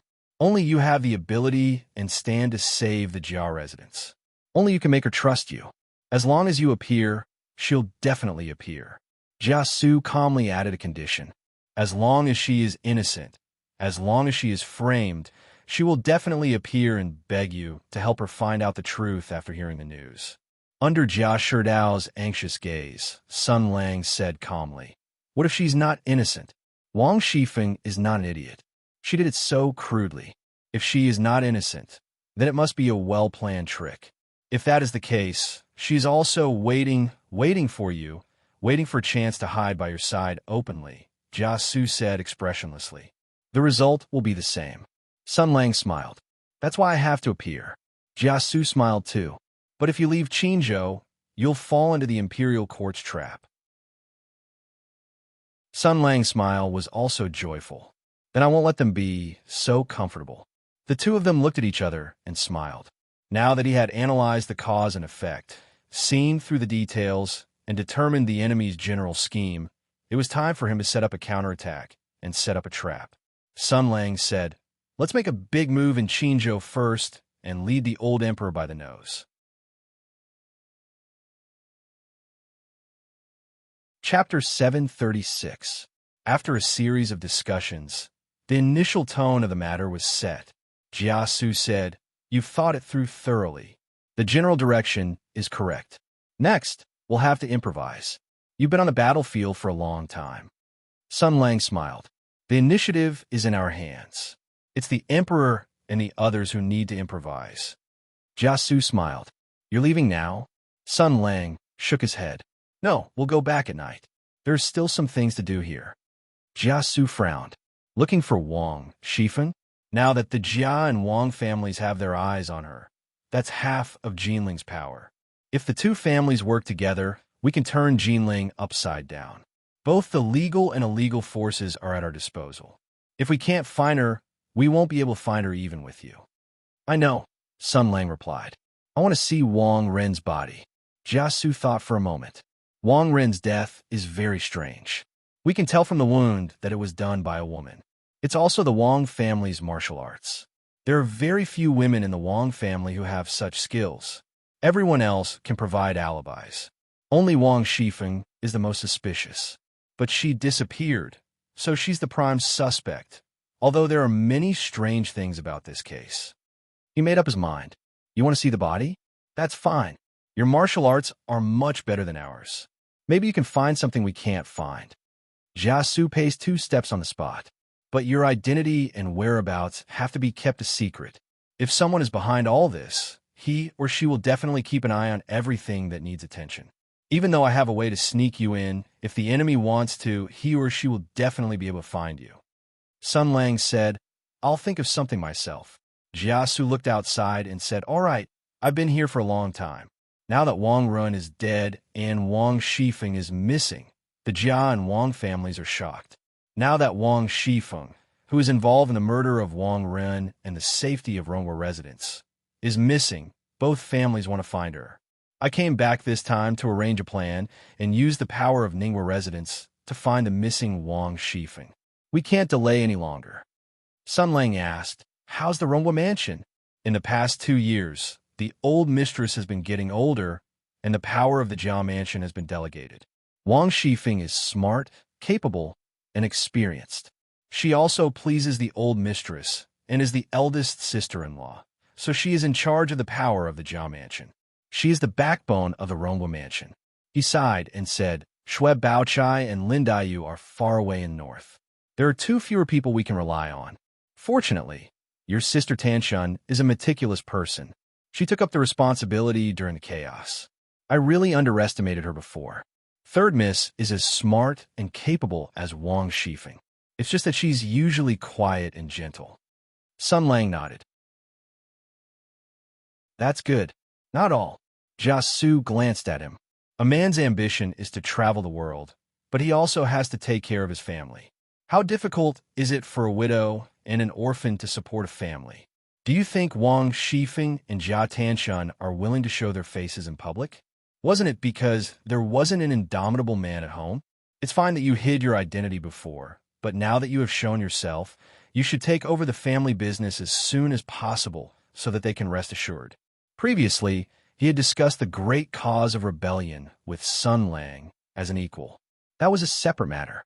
Now that they were talking about private matters, he was an elder. It was only right and proper for him to give advice and educate his nephew on such matters. But Jia Sherdao complained to himself. Every time he heard his father say something like that, he was scared to death. He was afraid that his father's words were too harsh, and it would trigger something in his brother's heart, which would make him go crazy and make a big scene. Things would get out of hand. However, Sun Lang still maintained the greatest restraint. He smiled calmly and said, Uncle, you are right. I will remember. Oh. His brother's humble acceptance and unrepentance technique. After all, Jiasu had only seen his nephew a few times. He didn't know that this little brat had already developed a thick skin. In the past, when he had done something out of line or made big news in the army, he would pretend to accept it humbly when he was reprimanded. Then he would turn around and do his own thing. He was satisfied to see his nephew give in. He patted Sun Lang's shoulder and glared at Jia Sherdao, who had a strange expression on his face. I'm going to arrange something. This little bastard knows where the Wang family is. If you want to see the body, let him take you there quietly. I will leave this little bastard to you. Jiasu's tone was very calm, without a trace of emotion. He was also a father who was not good at expressing his feelings, although this kind of behavior was equivalent to entrusting. As he said before, if Sun Lang failed, he could always take Jia Sherdao far away and leave the bloodline of the Rong and Ning mansions. At least, the Jia family wouldn't die out. Jia Sherdao whispered, Father. Sun Lang nodded and said, Don't worry, uncle. After Jia Su left, Sun Lang and Jia Sherdao went back the way they came and left Ningwa Mansion secretly. They put on the cloak to hide their identities again. Jia Sherdao seemed to be in a bad mood. Sun Lang walked and glanced at him casually. You have something on your mind? Jia Sherdao nodded and said, Yes. Brother and father made a plan before, and I could only listen. Father, are you disappointed in me? Sun Lang said faintly, You can't help because your mentality hasn't changed. You still believe that Wang Shifeng is not the murderer, and you can't see her as an enemy, so you can't predict her behavior pattern. This has nothing to do with one's intelligence, but with one's temperament. He waved his hand. What do you think a counselor is? Sitting on a chair, waving a feather fan with closed eyes, And a flash of inspiration is an earth-shattering plan? Wrong. A counselor's thinking process is very boring and tedious. He has to find useful information from a large amount of information, think from another perspective, build a model, perfect his thinking, and finally come to the right conclusion. That's what your father and I did before. So you, who can't change your mentality, can't help much. Sun Lang looked at Jia Sherdao, whose head was lowered. But you don't have to be too disappointed. Your father loves you. Jia Sherdao said in a low voice. Okay. Sun Lang knocked his head and said, I'm serious. His cousin was confused. What? Sigh. Sun Lang sighed. Let me tell you a story. You must want to know what happened in the Bai Castle. In that battle, Bai Zhenming and Bai Yue died one after another. I've always felt that Bai Zhenming's death and last words became the shadow of Bai Yue's recovery. Then he started to tell Jia Sherdao the story of Bai Yue and his son. It started from Huaichuan to the Bai Castle, and then one incident after another. There's no doubt that Bai Zhenming loved his father very much. Sun Lang said, when he realized that his father could no longer provide him with protection, he took up the responsibility of protecting his father without hesitation. He knelt down and begged me for mercy, abandoning all his dignity and pride. Everything he did was for the most important person in his heart. He was the head of the Bai family and Bai Yue's son. He only lived for these two identities, right and wrong, good and evil, not important at all. He was a good son, but also a bastard. When he found out that we brought his father back, his first reaction was to kill us. He was probably afraid that we would spread the news that Bai Yue had gone crazy. He didn't have the skill and courage to unify the Bai clan, so he wasn't able to unify the entire Bai clan. He was moved by the heavenly policy palace's false promises and overestimated himself. He also underestimated me. He wanted to betray the Bai clan, but in the end, he was beaten to a pulp by me. His body was covered in blood, and he looked crazy and despairing. Sun Lang was silent for a moment, as if he was recalling the scene at that time. Then he said to Jia Sherdao, but when he was plotting to betray us, when he was desperate, he was always thinking about his father. When Rushu showed up, the entire Bai castle collapsed like the end of the world. Everyone was running for their lives, but he ignored everything and went to find his father. In the end, he died in his father's arms. Before he died, he said something very interesting. He said that his father didn't teach him well. His father hired many teachers for him, but they didn't teach him anything. So he destroyed the Bai family and messed up everything. Jia Sherdao asked curiously, what was it? Sun Lang said lightly, hero.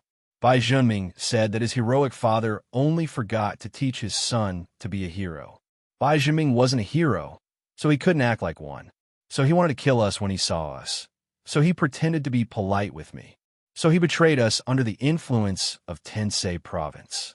He was just a mediocre person, a conscientious patriarch. In the end, he didn't achieve anything and lost everything. Before he died, he must have thought that if his father had been in his position, he would have done better than him.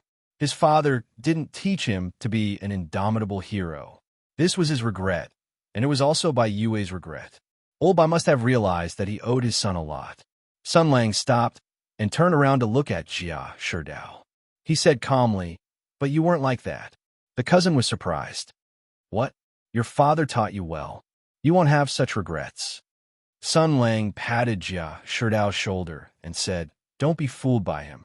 He cares about you a lot, so he'll find a way to send you to me. After making sure that I'll protect you no matter what, he'll have nothing to worry about.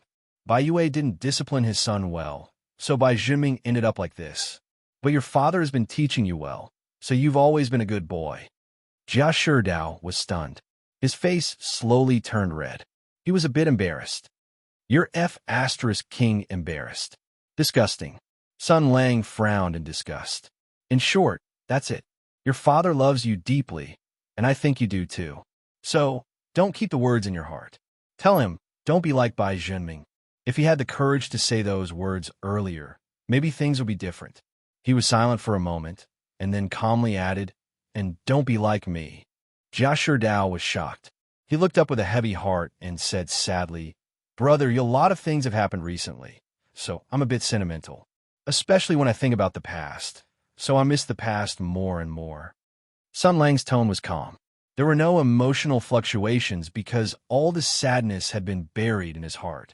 The crying and missing had faded away with time. Jia Sherdao mustered up his courage and said softly, "Brother, what kind of person was your father?" Sun Lang didn't say anything. When Jia Sherdao started to worry and was ready to apologize, Sun Lang said, "Actually, I don't remember clearly," he said as he walked. He was an ordinary person, just like all of us. He had strengths and weaknesses. When I was young, I thought my father was an omniscient and omnipotent God. As I grew up, I gradually had my own ideas, so there were conflicts and friction. Later, as I grew up, I realized that there were things my father didn't know and couldn't do. And those things I knew I could do. That's why I felt a sense of accomplishment. That's why I gradually gained the upper hand in the relationship between father and son. My mentality also became more relaxed. Sun Lang chuckled. There was a sense of pride and satisfaction. And now, everything is gone with the wind. He said calmly, "When I finally accepted reality and broke free from endless longing, I already realized that I couldn't go home. I would never see them again. Only after losing them will one regret. This is the most ridiculous thing about human beings. Only then did I remember their good points and forget their bad points. I only thought about them and missed them, but memories and emotions can deceive you. When you forget their bad points and their bad points, their shadows will become blurry and unreal. Only a vague image is left, full of warmth and love, shining brightly, but you can't see it clearly." Sun Lang said softly, "It's very ironic. I firmly remember a lot of things about my hometown. Whether it's the proper things, the improper things, the useful things, or the messy things, I've tried my best to remember and remember them. But I can't remember what my parents looked like." Jia Shirdao's eyes turned red, and tears swirled in his eyes. He truly understood his brother's sadness and regret, and felt sad for him. He took a deep breath and said solemnly, "Brother, everything will be fine. They must want you to be safe and happy forever. So you can start over and build a big, happy family." Sun Lang said expressionlessly, "What do you mean?" Jia Sherdao said blankly, "What do you mean?" Sun Lang said in a complicated tone, "You're saying that you want me to start over and build a happy family, and you're holding my hand tightly with your dog paws. Are you hinting at something?" Jia Sherdao froze for a moment. He seemed to have misunderstood and smiled warmly. "Of course I'll help you." Shangju, gay crushing fist, using the iron fist of love to break younger brother's fantasy. Probably. Jia Sherdao was showing his true feelings when he was suddenly punched. He bent like a shrimp and fell to the ground. His face was blank and confused. What's wrong now?" Sun Lang coldly glanced at him. "You're a chatterbox." Jia Sherdao, who had experienced his brother's moodiness again, got up helplessly and patted the dirt off his body. He looked at his brother's back in front of him and smiled helplessly. His brother was still like this. Not honest. But it's okay. We're brothers, and I'll always be by his side. And, father, he remembered what his brother had said before about the by father and son and his brother's last words. Jia Sherdao remembered this in his heart. Maybe he had to find time to have a good talk with his father. But now, he quickly caught up and shouted, "Brother, it's not that way." Jia Sherdao grew up in Jinling, so he knew everything in Jinling. He naturally knew the Wang family, which was one of the 4 big families like the Jia family. Soon, he brought Sun Lang to the Wang family's mansion. The Wang family's mansion was as grand as the Ningbo mansion. It was also a rich and noble family with high walls. Usually, it was as crowded as a marketplace. However, the air was a bit tense today, probably because of Wang Ren's murder case. There were many more people standing guard in front of the gate than in the Ningbo mansion. There were people patrolling around the courtyard walls, and the security was very tight. After all, siblings killing each other and the younger sister killing her brother was enough to shake the entire family. For the extremely prideful and arrogant aristocratic families, this was an extremely shameful matter and absolutely could not be made public. They had to search for Wang Shifeng and block the news at the same time. As for Wang Run, who had died tragically, they would probably announce that he had died of sudden illness and be buried early. Sun Lang saw this and frowned. He had planned to bring Jia Sherdao in with him, but the security was so tight that it was much more difficult to sneak in alone. Jia Sherdao also saw his brother's dilemma. He said in a low voice, "Brother, you can go in by yourself. I'll wait outside. I'm not very familiar with the Wang family anyway, so I can only lead you here." Sun Lang thought for a while and said, "Then I'll go in and take a look. You stay here and don't move." Jia Sherdao didn't know that he was being taken advantage of. He nodded and said, "Brother, you can go in by yourself. I'll wait here." Sun Lang nodded and said, "Good boy. I'll bring you some oranges when I come back." "Why oranges? You're talking nonsense again." "Brother, you call me a chatterbox. I think it's you." Jia Sherdao complained in his heart. He looked around and found an intersection with shade trees. There were more people there, so it wouldn't be strange to stay there. "I'll wait there." Sun Lang said, "Okay, I'll be back soon." He took out a grenade from his pocket. "I don't have any more piercing arrows. I'll take this. If anything happens, I'll use this." Sun Lang was known for his love of flamethrowers in the army. Taking advantage of his position, he extorted and collected a lot of guns and weapons from the flamethrower nation. As his younger brother, Jia Sherdao had also received strict education and training from his brother. Jia Sherdao was very familiar with all kinds of flamethrower weapons after countless target practice. Oh, by the way, he was a target. Dodging bullets and catching bullets was a necessary skill for an excellent warrior. Jia Sherdao took the grenade and weighed it in his hand. It had been more than 2 years, and he even missed the steel balls in this iron lump. Sun Lang smiled eerily. "Since you miss it so much, let's try the seraph next time." Jia Sherdao looked at his brother sadly as he left. He kept the grenades in his sleeves and calmly walked to the tree at the intersection. He stood with his sword in his arms and put on a cold and distant appearance. He had the token of the Jia mansion and the warrant that his father had just written. Even if he encountered people who came to investigate, he would do his best to deal with them.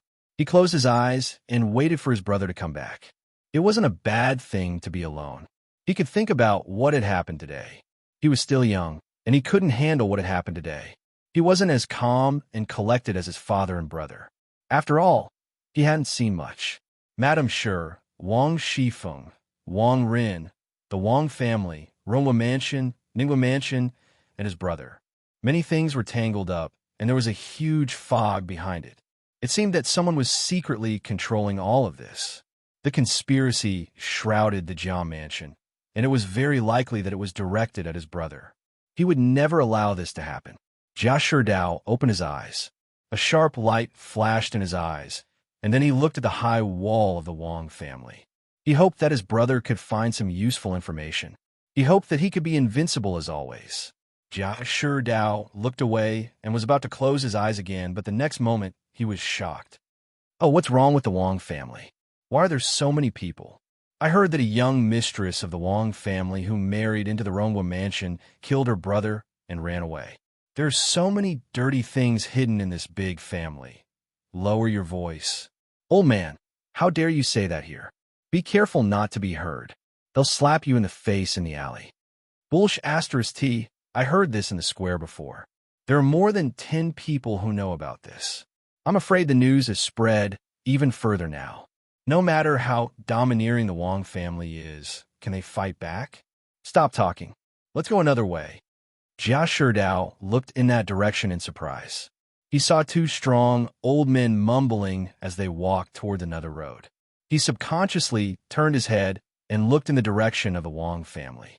He couldn't help but feel a chill run down his spine. For the Wang family, who prided themselves on being good at running the family, killing each other was undoubtedly a big disgrace. Even if their brains were squeezed by the door, they wouldn't spread this kind of thing. So what was going on?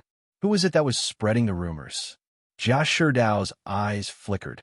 "Brother, the water in Jinling seems to be deeper than you think." Chapter 737. Jia Sherdao's heart was pounding. First, it was the Jia mansion, and now it was the Wang's. The elder master was the pillar of the Ronghua mansion, and her every move would affect the fate of the entire mansion. Even if she was sick, she should block the news and not let anyone know about it. But the news soon spread everywhere. Wang Shifeng had killed Wang Run, and her sister had killed his brother. It was obviously a huge scandal for the Wang family, which was known as the family of poetry and sword. If the news spread, the whole family would become a laughingstock. They would block the news at all costs and not let anyone know about it. But just now, an ordinary old man heard about it from his neighbor. The news spread too fast, too early, and caught everyone off guard. Jia Sherdao could clearly imagine the anger and madness of the head of the Wang family. Who was it that was spreading these rumors? It had only been a short time since the Wang family found out that Wang Run had been killed, and the rumors had already spread, which meant that the mastermind had been prepared and executed very well. Prepared? Why would they have been prepared? Was Wang Ren's death part of their plan? What was going on? If Sister Feng had really killed Wang Ren, how could they be so sure that Sister Feng would kill his brother? Could it be Jia Sherdao's heart was beating fast, and his mouth was dry? His heart was in a mess, and his firm trust in Sister Feng was gradually shaken. Just as his father said, there was irrefutable evidence, and it would be difficult for her to clear her name. However, this kind of thing was not something he could worry about. It was already beyond the scope of his ability. He would leave it to his elder brother and father to investigate who was behind the rumors and what kind of inside story was behind it. Jia Sherdao looked at the backs of the two old men as they left. He was hesitating whether to chase after them and ask them in detail. After all, they were going far away, and they might have useful information. But his brother asked him to stay here and not move. Jia Sherdao pondered for a while and quickly made a decision. Forget it. He wouldn't go. There was no need to take the risk, and there was no need to disobey his brother's orders. The targets were just two normal old people, and the news came from the neighbors. Since the rumors had already been spread, then the news and clues about the two old people were not that important. If he could get any information from them, then he could get it from other people as well. The Jia family and the Wang family have great influence in Jinling. If they want to track down the source of the rumor, their efficiency and strength will be much higher than ours. After all, even a powerful dragon can't suppress a local snake.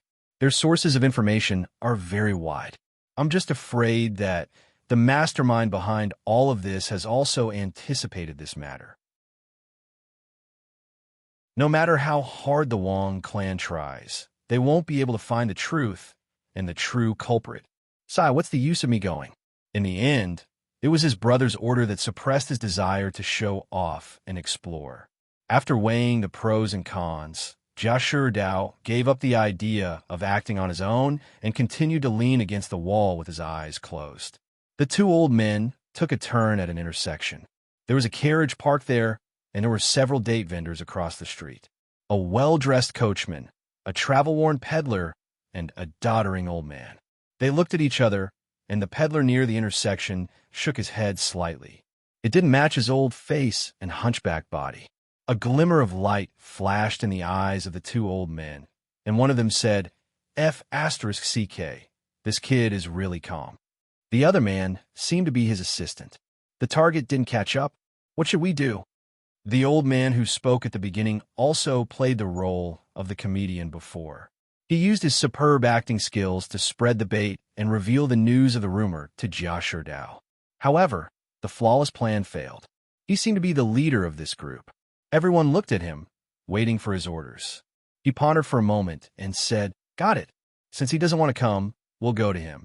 The task given by the master must be completed. You must work hard to move forward. His partner said in surprise, Are we going to kidnap him directly? This kid is not weak, and he's not far from the Wang family. If the Wang family is alerted, the plan will fail. As the leader, the old man snorted. It doesn't matter if the Wang family is alerted. What's important is that we must do things cleanly and take them by surprise. We don't need to attack directly. Listen, next, B, and I will run back in panic. C, D, E, and G, you guys are responsible for chasing us. He said in a low voice, Do you understand? The two of us are just idlers who heard some gossip and spread it everywhere.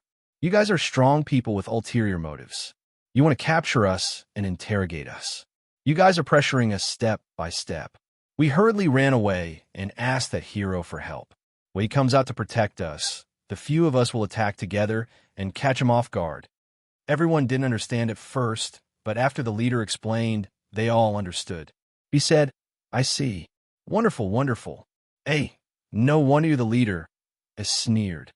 Of course, if I didn't have some skills, why would the master appoint me as a general? Since you guys already understand, then get ready. We'll get to work. After we succeed, we'll drive the carriage and retreat as fast as we can according to the original plan. We'll bring this kid back. Do you understand?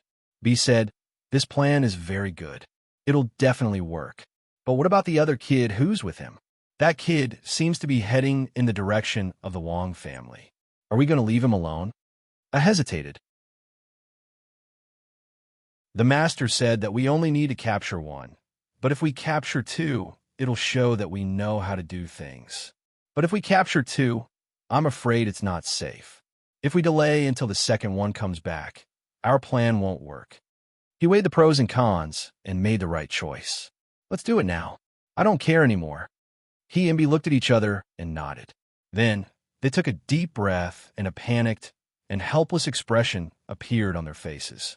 They counted to 3 in their hearts and prepared to run out. They were now playing the role of 2 gossipy old men who were chattering on the road about Wang Ren's murder. However, the evil forces on the side of the road heard them.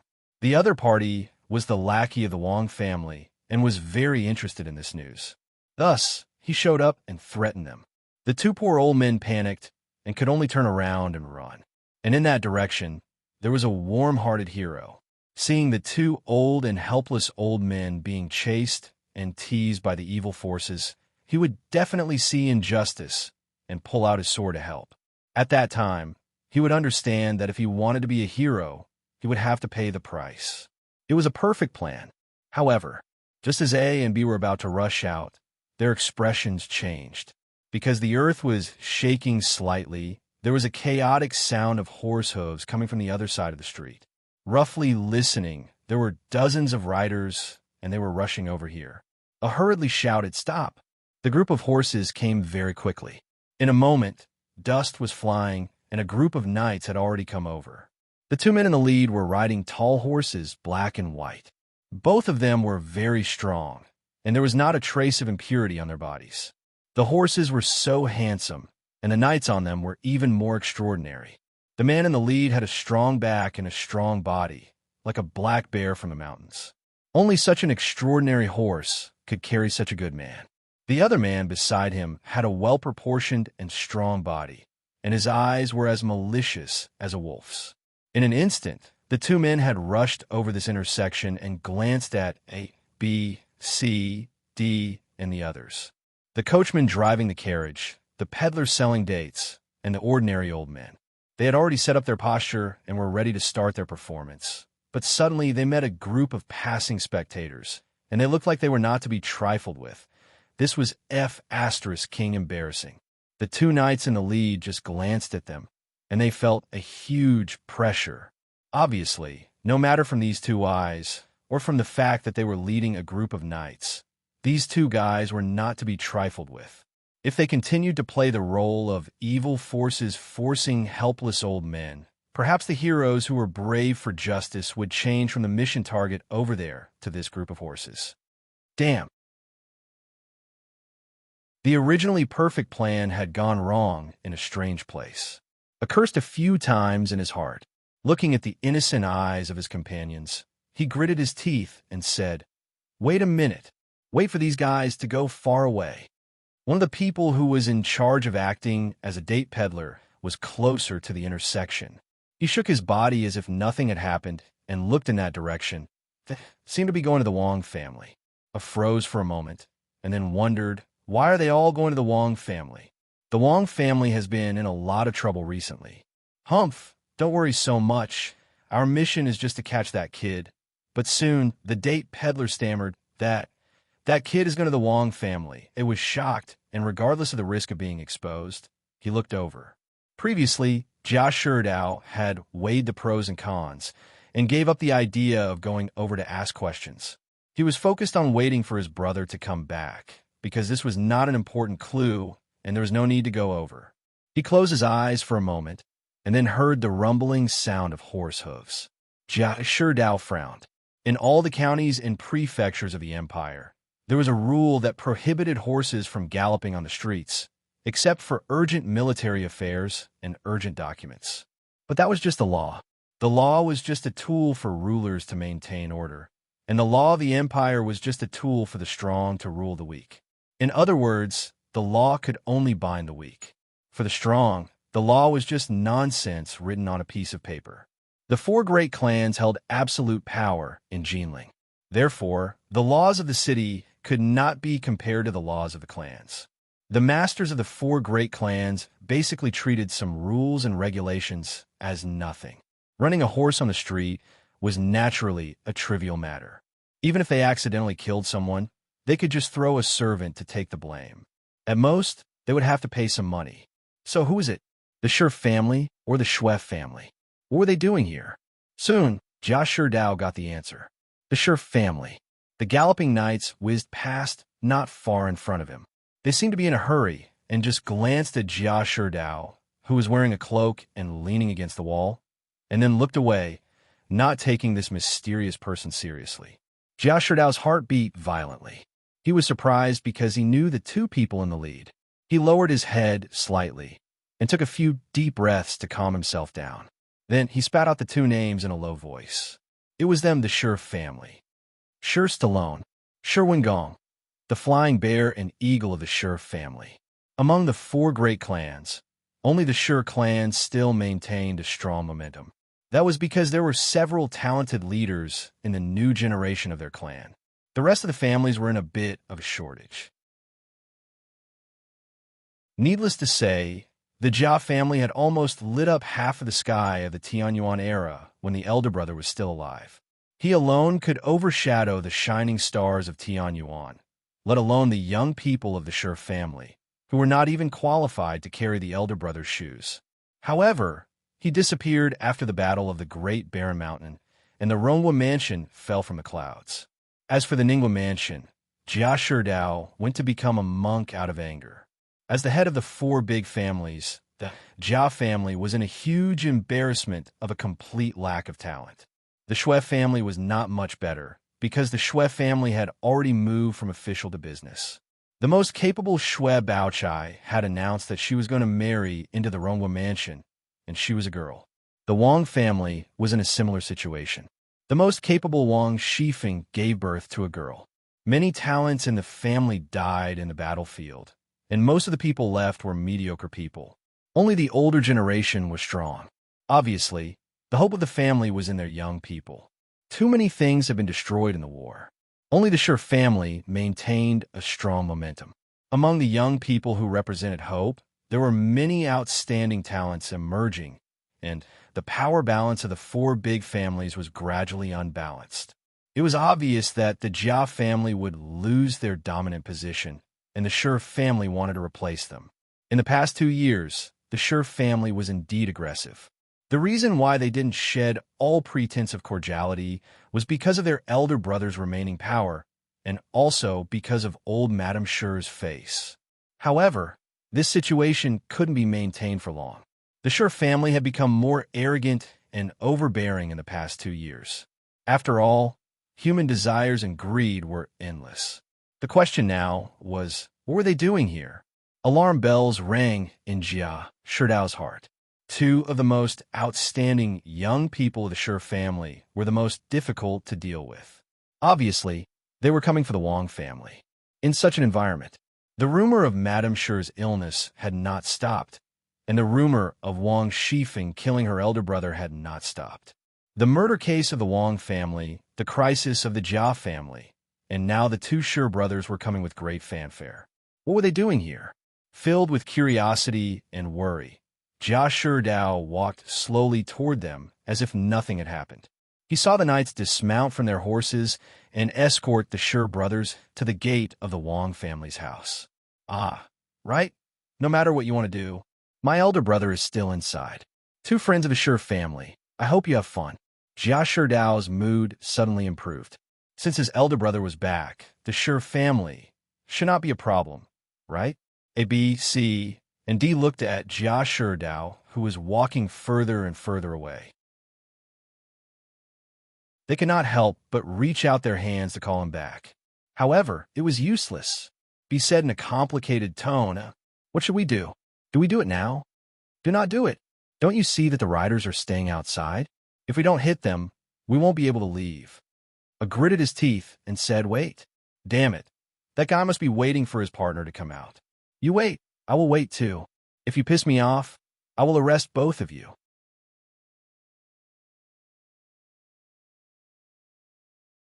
Chapter 738. Sun Lang was taking a leisurely stroll in the courtyard. Stealth and whatnot were all evil paths. The ancestor of all assassins, Bayek, was an example. The truth of history was buried under the yellow sands of Egypt. It was obvious that the so-called specialty of the assassin family wasn't bludgeoning or backstabbing at all. That was because the Egyptian guardians' ultimate moves were furious charge, mountain splitting, dual sword flying kill, crazy magic staff technique, and psychokinetic guided arrow technique. The hidden blade was just a secondary weapon among secondary weapons, while backstabbing was just a hobby. Obviously, the one who truly understood the essence of assassins and restored the fighting techniques of the ancient assassin was the Indian noodle tycoon Connor. The Italian mafia, Ezio, and the others had obviously gone astray. Sun Lang yawned as he slipped past a few servant girls, and the other party only felt a gust of cool breeze. The Mir Wang family had completely stopped him from moving forward. There were no experts that could catch his eye, and there was no complete patrolling system. Sun Lang walked through the huge Wang family, searching for Wang Ren's corpse. Although he had not been here before, based on Jiasu's description of the general direction and the flow of people in the Wang family, he slowly locked onto the target's location. Jiasu said that Wang Ren's body was found this morning in his own study. Wang Ren was a licentious person, and he was not a promising person. He sought pleasure all day, and his relationship with his wife was very bad. He often stayed out all night, leaving his wife alone in the room. Therefore, his wife did not feel that there was anything wrong with him not coming home at night. Furthermore, the maids and study boys in the study were all sent away early, so he died without a trace. It was only this morning that someone found his cold body. Sun Lang simply jumped directly onto a roof, moving quickly and quietly on the ridge of the roof. As he walked, he pondered. The servants in charge of serving were all sent away early on, indicating that there is a conspiracy. The murderer quietly killed and left without alerting anyone, indicating that he is very familiar with the Wang family. Hey, all the evidence points to Wang Shifeng. If she is really wronged, then this black pot is not small. He slid down along the cornice and climbed up to another house smoothly. After such a humiliating incident, the Wang family is on full lockdown and alert. People come and go in a hurry, and the servants won't wander around casually. In such a quiet atmosphere, there must be a very conspicuous place. That is the courtyard where Wang Ren lives. That's where he died. The coffin that contains his body also needs to stop there. He narrowed his eyes and leaned forward to take a look. In the blink of an eye, everything in his field of vision was reflected in his mind, down to the tiniest detail, vivid and lifelike. After all, he was a great grandmaster with outstanding martial arts, and his various bodily functions had already reached an extraordinary level that mortals could not imagine. That's right, Sun Lang's eyes could not only remember every detail of a beautiful girl's body in an instant, but they also came with a super accurate Photoshop image processing function. After all, those with high martial arts could indeed do whatever they wanted. Being a super high-resolution human camera was naturally a piece of cake. Found it. Sun Lang's eyes locked in a direction, and he nimbly slipped out of the room. Sure enough, the further he went in that direction, the more people he encountered, and the tighter the security became. Sun Lang walked through a rockery as if nothing had happened.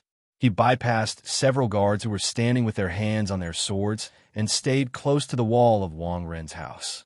He put his ear close to the wall. A look of surprise appeared on his face. Naturally, the movements in the courtyard could not be hidden from his ears. As long as he focused his hearing and listened carefully, all the sounds around him would enter his ears, and the sound of human breathing was especially heavy. How many people were inside, where they were, how strong their martial arts were, whether they were male or female, and even their age, he could determine all of them by listening. Heartbeat, breathing, footsteps, and voices were too obvious. That was why he felt strange. He had glanced around before and also saw the general layout of Wang Ren's courtyard. Combined with his hearing ability, he could determine who was in where and whether there was anyone in the house. These things were naturally clear. That was why he felt strange. Since Wang Ren was dead, and the Wang family kept his body, but did not move or bury him, it must be because there was a big story behind this murder case. After all, it involved the missing Wang Shifeng. If they buried him early, they might miss some secret clues. This was normal, but what was abnormal was that there was no one in the house. There was no one in the few big houses in Wang Ren's courtyard. It was fine if there were no servants, but his wife and children were also not there. It must be known that the family had to keep vigil before the husband's body was cold. Even if the relationship between the husband and wife was tense, they still had to keep vigil. This was the etiquette of aristocratic families. But obviously, there was no one in the house. There was no sound at all. Everyone was outside, on the roof, under the eaves, in the courtyard, watching all the movements in all directions, as if they were facing a great enemy. They were fully alert, obviously on the highest level of alert, guarding against any suspicious person entering or leaving. Rather than saying that they were protecting the crime scene, it was more like they were protecting something more important. Strange, how could the matter be so serious that even his wife and children are not allowed to stay? Sun Lang thought about it and was somewhat puzzled. Either the Wang family overreacted or there was another story. Let's go in and take a look first. Sun Lang leaned against the wall and frowned. There were a total of 12 people guarding the courtyard, from the roof to the door, to the window, to the courtyard. They stood neatly, without any blind spots. Moreover, everyone was being watched by their companions, and a stab in the back would be discovered immediately. In this case, the evil stealth skills led by the Italian mafia were completely useless. They could only be like Bayek and Connor, one by one, chopping down one by one. If Sun Lang wanted to do it, he could instantly take the lives of the 12 people inside, without alerting any of his enemies. However, there was no other choice. This time, he wanted to sneak in without bringing away a single piece of cloud. After all, the current situation in Jinling was a silent game. It wasn't difficult to kill until rivers of blood flowed, but it was clear that this matter would be blown out of proportion. There was a possibility that the Emperor's faction would discover that he had already arrived in Jinling. This was another showdown. Whoever showed traces first would be one step behind. In this case, he could only show his real stealth skills again. My special stealth skill will make Altair silent and Ezio cry. Sun Lang determined the general location, then squatted down. He stretched out his hand and pressed it on the ground. Suck. Dig.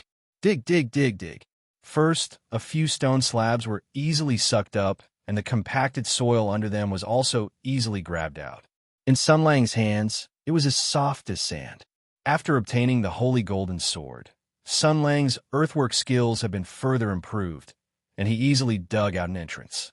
He jumped in, and the piles of soil and gravel continued to fly out. His body was getting lower and lower, and then completely disappeared. The excavated soil and gravel seemed to be gathered by invisible hands, quietly compressing the volume, and then backfilling. First, it was the soil, then the stone slabs. In a few breaths, everything returned to its original state. After a while, Sun Lang, who had calculated the correct position, successfully sneaked in. He was not discovered by anyone. This was also related to the arrangement of the Wang family. Although the outside was heavily guarded, the door of the house was closed, and there was no one inside. It seemed that the person who gave the order not only wanted to protect the scene, the truth of Wang Ren's death, but also other more important secrets, so no one was arranged to watch inside. Obviously, this was a precaution. They were afraid that the vigilant people in the house would accidentally discover something. It was getting more and more interesting. Sun Lang first dug to Wang Ren's study room, which was the crime scene. He pulled himself out of the ground and stretched. The people outside did not hear anything. He looked around. It was an ordinary study. There were all kinds of books on the bookshelves. There were saint scriptures and martial arts catalogs. There were exquisite study treasures on the table. There were also extraordinary swords hanging on the walls. The furnishings of this study were very much in line with the pretentious style of the southern aristocrats who passed down their books and swords. However, the books on the bookshelf were very new. Although there was no dust, there were no signs of them being flipped. The four treasures of the study on the table were very clean. It could be seen that the owner was also a superficial person. According to Jia Su, Wang Ren was just a narrow-minded and mediocre person. This was normal. However, Sun Lang walked closer to the bookshelves and took a closer look. They had been flipped through. Many people have flipped through them repeatedly, and these were arranged neatly later. For example, this one, he picked up a book called Summerlin Fist Technique Overview and squinted his eyes to look at the cover. The light blue book cover was made of exquisite material, and the surface was smooth and clean. However, Sun Lang saw a faint fingerprint. Even though it was unintentional, the force was generated by itself. This person's finger technique has been practiced for 40 years, so even though he only picked up a book, the moment he pinched it, his will followed his heart and the force was generated by itself, leaving a very faint mark on the book. However, he hasn't mastered it yet, so he can't control it freely. From the looks of it, he must have flipped through it not long ago. Sun Lang put down the book and picked up another one. He glanced at it a few times and said, "This was flipped by another person. They came together not too long ago, and their martial arts are not weak. They should be the older generation of the Wang family and have a considerable status in the manor. The books on the bookshelves have been rummaged through by them. Let me take a look. It's the same for the drawers. Many things have been rummaged through. What are they looking for?" A mediocre son had died in the hands of a woman who had married outside. Brother and sister killing each other was indeed a tragedy. But why would an elder of the family with outstanding martial arts and high status run into this junior's study to rummage through his things? And very carefully, Sun Lang put down the book in his hand and came to the wall. He reached out and pressed the wall. The power of the seven luminaries spread outwards, seeking feedback from all things. Then, he learned that there was no hidden door in this room. Wang Ren might be hiding something important. However, the people who came to look for it seemed to have returned empty-handed. Sun Lang chuckled. So this blame will most likely fall on Wang Shifeng's head again. What is it this time? He took a last look around and did not find anything strange. So, he jumped into the hole again and dug all the way to the main room. If there was no accident, Wang Ren's coffin was in the main hall. Soon, Sun Lang came out of the ground again. Almost turned into the real Tu Xing Sunday after Sun Lang came out. He shook his hand. The spacious main hall's door was tightly shut, the windows were tightly covered, and there wasn't even candle. The surroundings were pitch black, and it was almost impossible to see one's 5 fingers. A huge coffin was quietly placed in the middle of the main hall. The lights were dim, and the atmosphere was strange and horrifying. The air was also very cold. Compared to the bright sunshine outside, the inside was like another world. The dark environment, the cold air, and the heavy coffin gave people a creepy feeling of fear. However, Sun Lang was a daring person. He was a ruthless person who had killed his way out of a mountain of corpses and a sea of blood. His nerves were already so big that he did not feel any pressure. He was a person who had been through hundreds of battles. He had fought even the most terrifying enemies, let alone ghosts. Even if he really encountered ghosts, he would kill the men with one punch and see if the women were beautiful or not. If they were beautiful, he would give a try. In fact, other than being afraid of being stroked for a lifetime, there was really nothing to be afraid of. He twisted his zombie dance and moved over very coquettishly. He skillfully opened the coffin lid. A gust of cold, serene air hit him in the face. Sun Lang placed the coffin lid on the ground with his left hand and waved his right hand. Before the cold air could reach his face, it was brushed to the side. He looked at it carefully and couldn't help laughing. "You're quite smart." It turned out that the cold, sun-ran air in the room was not a psychological cue, nor was it a ghost. It was ice. A young man with a pale and gloomy face was lying in the coffin. Even though he was already dead, his face was very clear. The coffin was stuffed with copper vessels from top to bottom. The cold, sun-ran air was emitted from these vessels. It was obviously filled with ice. The summer in the South was extremely hot. Avoiding the summer heat was a national activity. There were rich and poor people, and there were high and low people. The rich and the powerful naturally had more leisurely ways to avoid the summer heat. As the saying goes, a farmer's heart is like boiling soup. Not only did the young masters and princes have fans, but they also had ice to eat. Nowadays, the method of making ice was slightly more common. Other than that, the rich also dug ice cellars. In the winter, they would take out ice and store it in the ice cellars. It would not melt all year round and could be used in the summer. Now, they seem to have discovered other uses for ice. It was a small trick for living. The corpse was less likely to rot in a cold environment. Now, these exquisite vessels were continuously emitting cold air to freeze the body of the deceased. The exquisite design also collected water droplets and water vapor so that the coffin would not be wet. Then the question was, why did the Wang family have such vessels specially used to preserve corpses? Sun Lang clicked his tongue and reached his hand into the coffin without any hesitation. He pulled open the clothes and pressed his hand on Wang Ren's cold skin, which was gradually losing its elasticity, to check the wound on his chest. According to Jia Su, Wang Ren was struck in the chest and died from the white dragon palm. It was indeed so. The ribs in the chest were broken, the bones collapsed, and the heart was crushed. The heart was under immense pressure and then exploded. The blood that flowed back into the heart was squeezed out by the huge external pressure and spurted out again, completing the last blood circulation. Under the influence of this, the body's functions stopped at the fastest speed. He was killed in one strike and died very quickly. Jiasu said that Wang Shifeng was a smart and capable woman.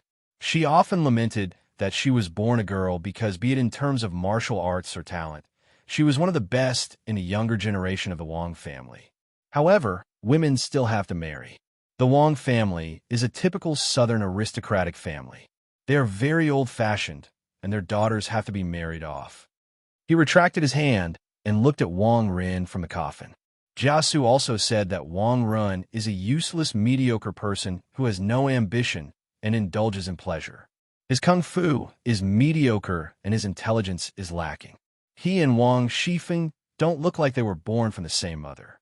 According to his description, if the mediocre Wang Ren went up against Wang Shifeng, who was extremely skilled in kung fu, and Wang Shifeng ambushed him, he could have been killed with just one palm. But the key question is, Sun Lang's smile became meaningful. He looked at Wang Ren as if he was talking to a dead man. The key question is, brother, your martial arts don't seem to be as bad as Jiasu said. The dead had passed away and their vital qi had dissipated. It was hard to know how strong they were when they were alive, but that was only in general. However, Sun Lang was different. His martial arts realm was like the difference between heaven and earth when compared to the Wang family. Although Wang Ren was dead and his vital qi dissipated, his body, martial bones, and even his meridians were the best witnesses. Practicing martial arts would temper one's body and transform one's qi into vital qi. Practicing martial arts would leave traces on one's body. That was why he could tell and judge. Wang Ren was obviously an expert in martial arts. Wow. The trash in the eyes of the clansmen and outsiders is actually a genius who hides his cultivation. This setting is so familiar. Sun Lang laughed. So, brother, Are you the one who got into trouble because of your wealth and had your grandpa stolen? Wang Ren naturally could not answer his question. When a person dies, the light goes out. In the eyes of outsiders, he did not have a high opinion of him, and his relationship with his wife was cold. Everyone thought that he was a wastrel with no achievements, but no one knew that he was actually hiding such a shocking talent. He obviously had superior martial arts, but he lived under the supercilious eyes of others. Such a person was either a masochist or had other motives. Why did he do this? What kind of person was he? No one knew. Because he was dead. Dead. Everything was meaningless. That was not the most important question. A fatal blow. The person who killed him was not stronger than him. At least, the martial arts contained in this palm was not stronger than his. But he did not show any signs of counterattack and was killed without any resistance. The Wang family's investigation did not clear up any confusion, but instead brought new problems. Wang Ren was a master of hidden martial arts. The Wang family had people rummaging through Wang Ren's study. Wang Ren's death was obviously not as simple as brother and sister killing each other. Sun Lang said, "Things are getting more and more complicated." He was about to check something else when his expression changed. There was a commotion outside, and then footsteps came from the roof. Someone was coming. Sun Lang looked at the hole he had dug. He was just about to hide in it when he focused his attention on listening for a moment. His expression flickered as he thought of a bold idea. He stretched out his hand and grabbed Wang Ren's corpse, tossing it into the hole. The earth and rocks closed up, burying Wang Ren inside. Then, he turned around and sat down in the coffin, laughing softly. "Brother, move aside for me."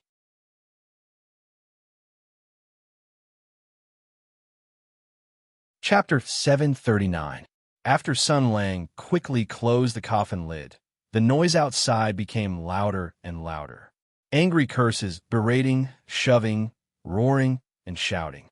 All these chaotic noises gathered together and interweaved into a multi-layered symphony. This was a little interesting. After all, the cause of Wang Ren's death was so unusual. The heavy security, the study room that had been carefully searched, and the victim who hid his martial arts cultivation. The death of this prodigal son had become a taboo in the Wang family. They didn't even set up a mourning hall and didn't leave family members to keep watch over the coffin. All the clues and abnormalities showed that the Wang family obviously knew something. In this delicate situation, the courtyard where Wang Ren lived became the most heavily guarded. If there was any noise and chaos here, it would inevitably mean that something was out of the control of the Wang family, so it was very interesting. Therefore, no matter who came, no matter what happened, Sun Lang would definitely hide and watch the show. It was easy to be discovered if he jumped on the roof beam, and it was a bit low to be buried in the soil. After thinking about it, only hiding in the coffin was more unique, creative, and very fun. Yes, fun. Sun Lang had been on the battlefield for 6 years. His teacher was the spirit of the Imperial Army, who was of great seniority and profound accumulation. He learned the martial arts and military tactics that shocked the 6 armies and made the Sky Demon's face change. Later, he combined these skills with many fragments of memory from the Earth and developed many imaginative and creative tactics. Some of these ideas succeeded, and these brilliant victories and results could be made into a collection of blockbusters. Some failed, and those stupid things could be made into a collection of stupid things. In those days, the great sun had crawled into the grass, carried the cardboard box, made the leap of faith, and opened the peerless skill, but he had never hidden in the coffin to attack people. In his impression, Wang Chongyang seemed to have done this, and became the first example of the coffin lid not being able to cover up. Alas, it was a pity that Ouyang Feng's toad skill was broken by Wang Chongyang's one-yang finger. That was the toad skill, and it was broken just like that. It gave people a feeling that it was harder. Since Wang Chongyang could touch it, then so could I. Sun Lang happily lay down in the coffin. Although Wang Ren's body had been in there for a while, he didn't mind at all. He crossed his legs and changed into a more comfortable position. He had seen azure battlefields with rivers of blood and mountains of corpses, not to mention such a small scene. People who practiced martial arts were full of vigor. while people in the army were full of murderous intent. Sun Lang was also a top figure in these two fields. His qi was so strong that no evil could invade it. The gloomy qi that had just been produced in the coffin was immediately dispersed by his qi. He lay in the coffin and pricked up his ears to listen to the movements outside. The shouting became louder and louder, and it seemed that there was even some pushing and friction. It seemed that this group of uninvited guests wanted to force their way in, but they were stopped by the guards here. The two sides were at a stalemate, and their anger grew. Their mouths were somewhat dirty. Mother Kerr, why don't you do it? The two sides didn't do anything, and Sun Lang was very bored. Suddenly, he heard a thunderous roar. Why are you stopping me? Brother Wang and I are brothers in life and death, and our friendship is made of iron. He died for no reason, and the murderer is unknown. As his brother, can't I even take one last look at him? The other side's tone didn't back down. Master Sure, please forgive us. Third Master has ordered us to be careful. Without his order, even if the Heavenly King comes, we are not allowed to enter. If anything happens, we will bring our heads to see you. If Master Sure insists on forcing his way in, we can only fight with our lives. That, Master Sure said angrily. You think I don't dare to kill you, Master Sure? Sun Lang only knew Sure to Lin, but he didn't know who this Master Sure was. But was it someone from the Sure family? Jia Sure, Wang Shui. The four big families of Jinling. Sun Lang didn't know much about them. His biggest impression of the Sure family was that the old madam of the Rongwa family was from the Sure family. Other than that, there was nothing else. Wait, Sun Lang suddenly remembered something. A few years ago, Sun Lang's reputation rose in the army. As the saying goes, a mother's status rose because of her son. A young general with a bright future and outstanding military achievements could not only raise his mother's status, but also the whole family.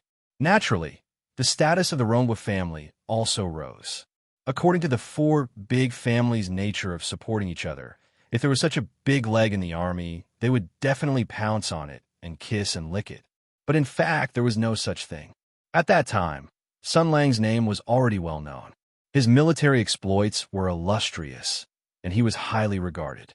His power was already established, and he had almost leapt into the ranks of the top generals of the empire.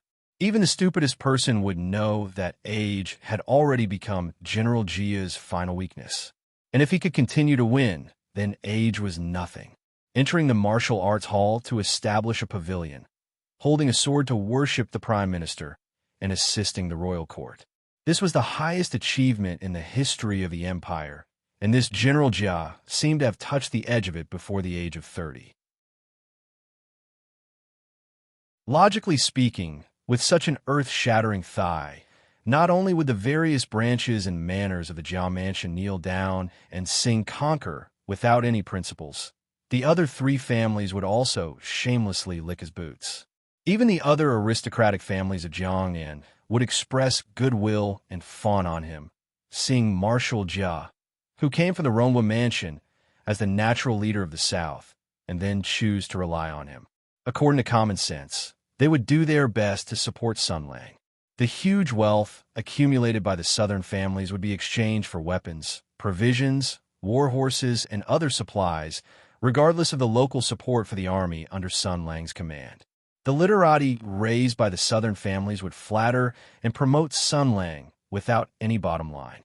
The various talents cultivated by the southern families would continuously go north to join the army and join Sun Lang's command. This was an investment, a choice, and a choice. Only by paying would one be able to get more. It should be known that a future prime minister who was not even 30 years old and could influence the empire's military and political circles for at least 50 years could provide a huge return that was far greater than the small price they paid. According to common sense, the cunning and scheming Jiang and aristocratic families would have done so. But they didn't. There was nothing. There was no support of money, no support of the navy, and no support of talents. Not only did the Xiazhou and the southern families, even the other three families that were called the Four Great Families along with the Jiao Manor did not express anything. The Wang family's talents had withered, and the Shui family had turned to business. However, the Shi family was full of talents and had produced many heroes. Of course, there were many heroes with outstanding military achievements, but none of them went to work under Sun Lang's command. This was rather strange.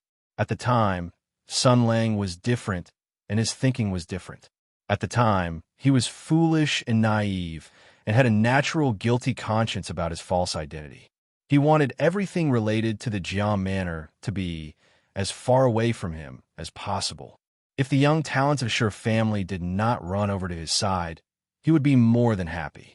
As for the southern families not coming over to join him, he also did not care. He, great master's son, was a successor to communism born under the red flag. He had a natural enmity and rejection of this entrenched feudal landlord class. Furthermore, he had always walked the mass line. The soldiers under his command were mostly good comrades with simple proletarian feelings. There was no need to accept a group of strange people. In any case, he could still do well. But now, he had experienced many things, and his mentality and outlook had changed drastically. Although the things of the past had become memories, regardless of whether he was happy or angry, they would not linger in his heart. However, it was precisely because of this detached outlook that he was able to notice things that he did not notice at the time. Strange, why did the Shi family and the southern families not kneel down and lick my boots at that time? Actually, it was not strange. Sun Lang's lips curled into a cold smile. At that time, his reputation was outstanding, and his military achievements were so outstanding. It was likely that he had already aroused the fear of the emperor and that group of people. Or rather, their vigilance and fear had never disappeared. Under such circumstances, how could they allow me to obtain the support and investment of the southern families? Among the southern families, there was no lack of smart people. They did not kneel down and lick my boots, not because they were not smart, but because they had received some kind of warning and warning. Then, was the Shi family the same? A strange light flashed in Sun Lang's eyes. The Shi family, warning and warning. Who was the one that warned and warned them? Other than warning them, did they do something else? What kind of role was the Shi family playing now? As soon as he thought of this, he already had a plan in mind. The stalemate outside was still ongoing. He thought of something and smiled coldly. Since you're not going to make a move, I will add fuel to the fire. He stretched out his hand, and the coffin lid silently slid open. Sun Lang jumped out and quietly walked to the side of the door. Outside, there were two groups of people confronting each other. Sun Lang smiled faintly. He stretched out his hand and lightly tapped the door. An indiscernible and invisible sword chi shot out from his finger and silently shot toward the outside. This energy contained the sharp metal power of the Golden Radiance sacred sword. It belonged to the Golden Radiance sacred sword. A Shi family knight holding a sword in his hand was shouting at the opposite side. His heart was burning with anger. Suddenly, he felt the sword in his hand vibrate, and then his blood boiled. The irritability and killing intent in his heart were stimulated by the Golden Radiance sacred sword. Like a flood, it rushed out and broke the line of defense of his mind. He lost control of his body and involuntarily roared and slashed at the person opposite him. All of this happened so quickly that before anyone could react, the splashing wind broadsword had already turned into a cold beam of light and slashed out. The Wang family guard on the opposite side saw that the sword was about to hit him. It was so fierce that it had already enveloped his whole body. There was almost no way for him to escape. He was about to lose his life. The fear of death stimulated all of his potential. He roared and thrust his sword towards his opponent's chest. This was a desperate gamble, a madness of exchanging a life for a life. If he succeeded, he would be able to force this bastard to retreat. If not, he would drag him down with him. At this critical moment, two figures rushed over. One of them grabbed the back of the Shi family's knight's neck, and the other grabbed the right arm of the Wang family's guard.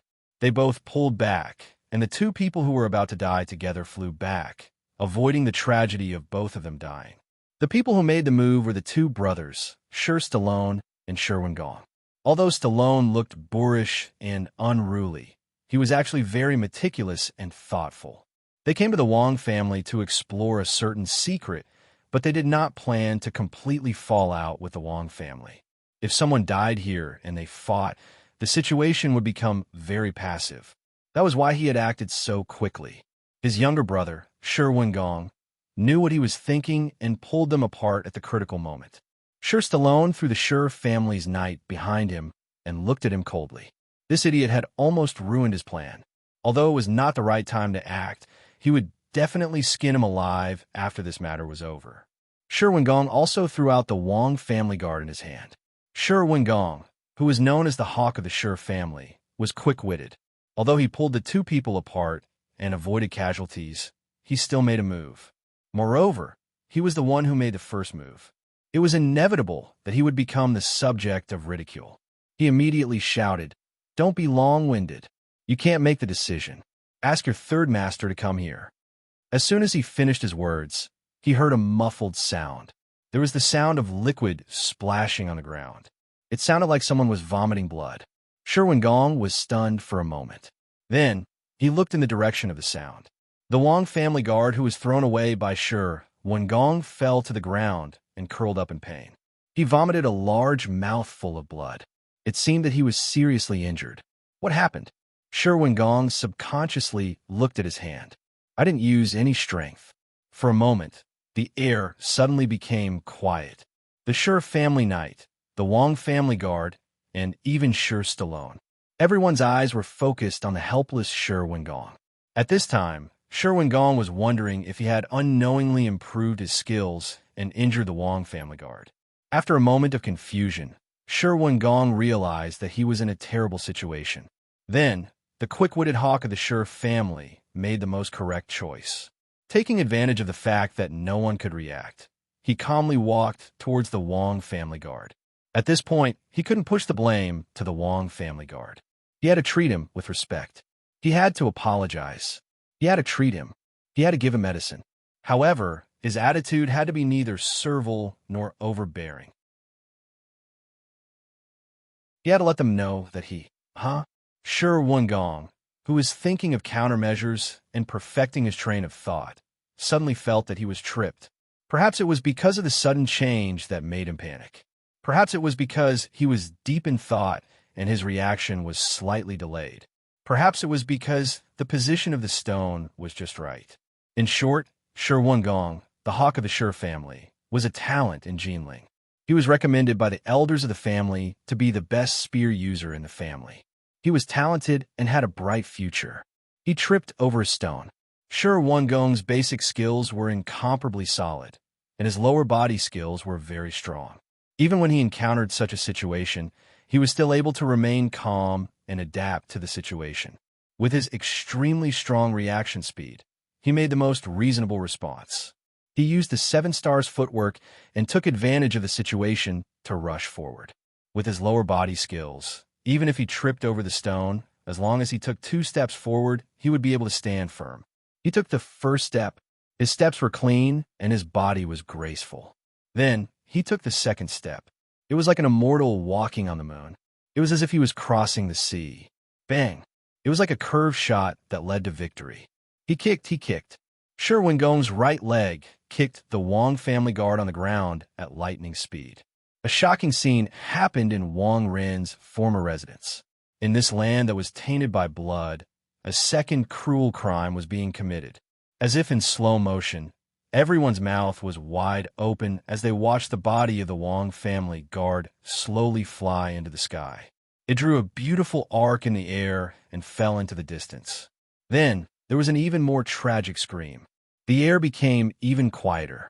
Shi Wengong, who was frozen in place, looked at his right leg in disbelief. He clearly didn't use any strength. He clearly just rushed forward. Even if he accidentally kicked the guard, how could he send him flying? Did my martial arts really improve? Shi Wengong was the first to recover. He angrily roared. "Did you not bring your brain today?" Shi Wengong shouted. "I didn't use any strength." Although this was the truth, in such a complicated situation, it was not stingy with the most vicious mockery. The guard of the Wong family who were rooted to the ground, finally regained their senses. Raging flames of anger rose in their chests. Again and again, could the Sher family do whatever they wanted? You are going too far. One of the guards angrily said, I will fight with you. The Wong family guard, who shared a common enemy, broke out, a heroic fighting spirit, and rushed toward the hateful Sher family invaders. A warrior can be killed, but not humiliated. Seeing this group of people coming at them aggressively, the Sher family knights all took out their weapons. This scene aroused the anger of the Wong family guards. Damn it, you really came to fight. Sher Wingong gritted his teeth. At this point, it was useless to say more. He shouted, Big brother! Stallone was also a decisive person. Although he didn't know what was wrong with Sher Wingong, or what had just happened, it was useless to talk about it now. Let's get through this hurdle first. He roared, I don't care. Let's fight our way in first. Sher Wingong shouted, Stop them. The Sher family's knights immediately went up to the Wong family's guards while the two Sher brothers rushed towards the main hall in the courtyard. They were both the Sher family's younger generation's elites, and their martial arts were outstanding. Even though the Wong family's guards were the elites of the Sher family, they still couldn't stop the two young masters of the Sher family from charging towards them. The few people who blocked the way were casually pushed away by Sher Wingong and Sher Wingong. They didn't intend to kill people, so they just knocked them away. Sher Wingong rushed to the door. The muscles on his arms burst out. He slammed the door hard, and the sun shone directly into the room. Senrin's cold wind blew out of the room. In the middle of the hall, there was a black coffin. There was no one in the room. Only the cold air lingered in the room. It was like the last sigh of the dead. When the Wong family guard saw this, they rushed over. Sher Wingong had already rushed in. He stretched out his hand and touched the coffin. It was heavy. He said happily, It's really inside. Sher Wingong pushed away the two guards who rushed up and shouted, Open the coffin. Okay.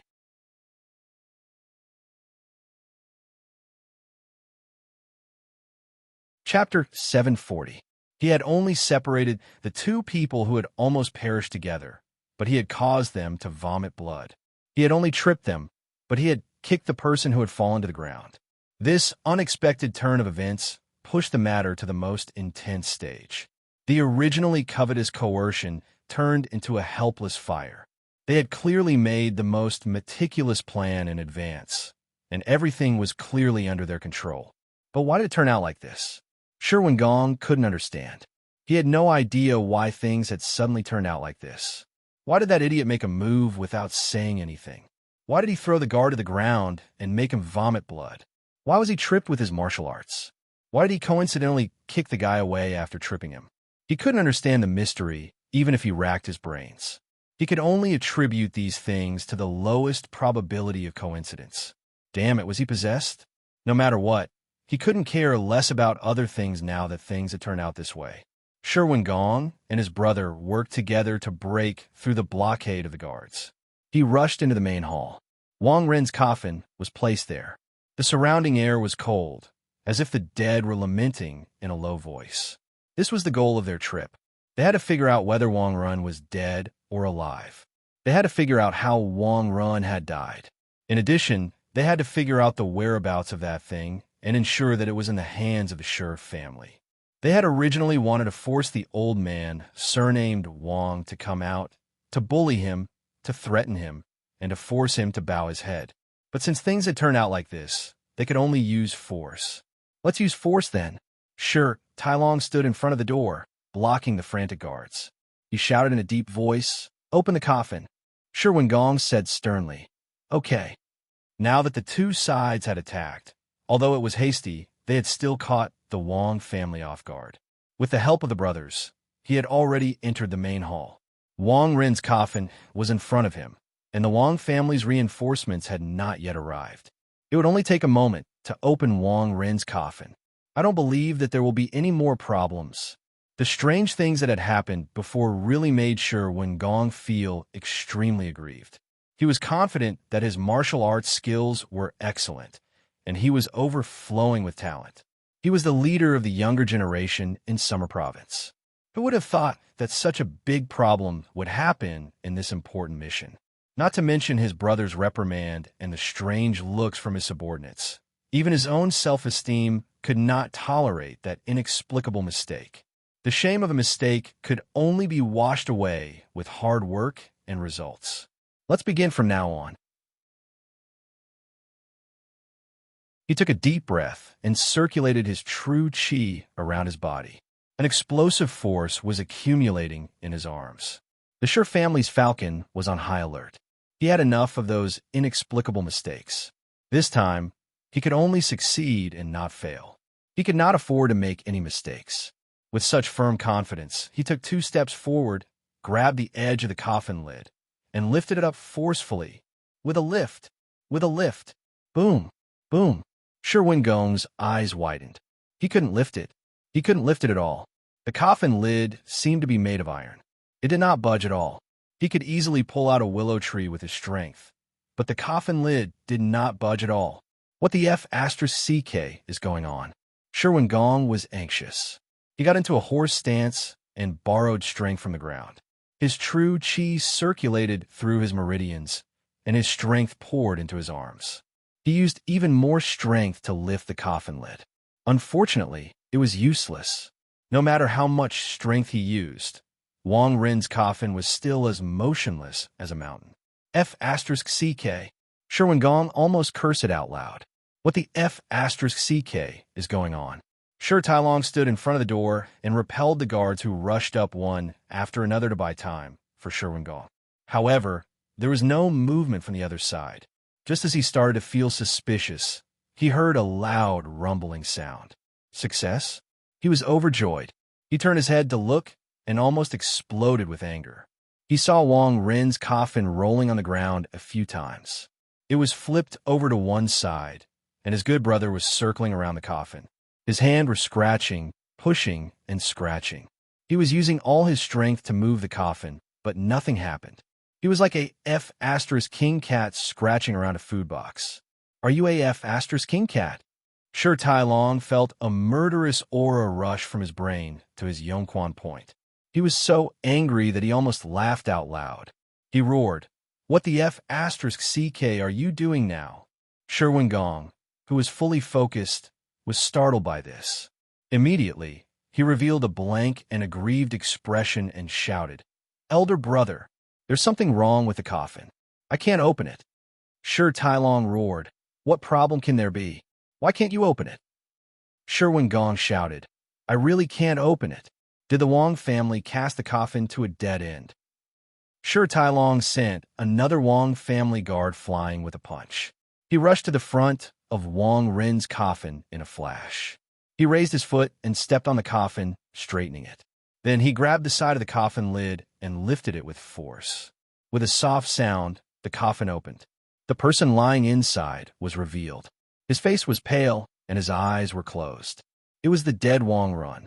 This is so F***king embarrassing.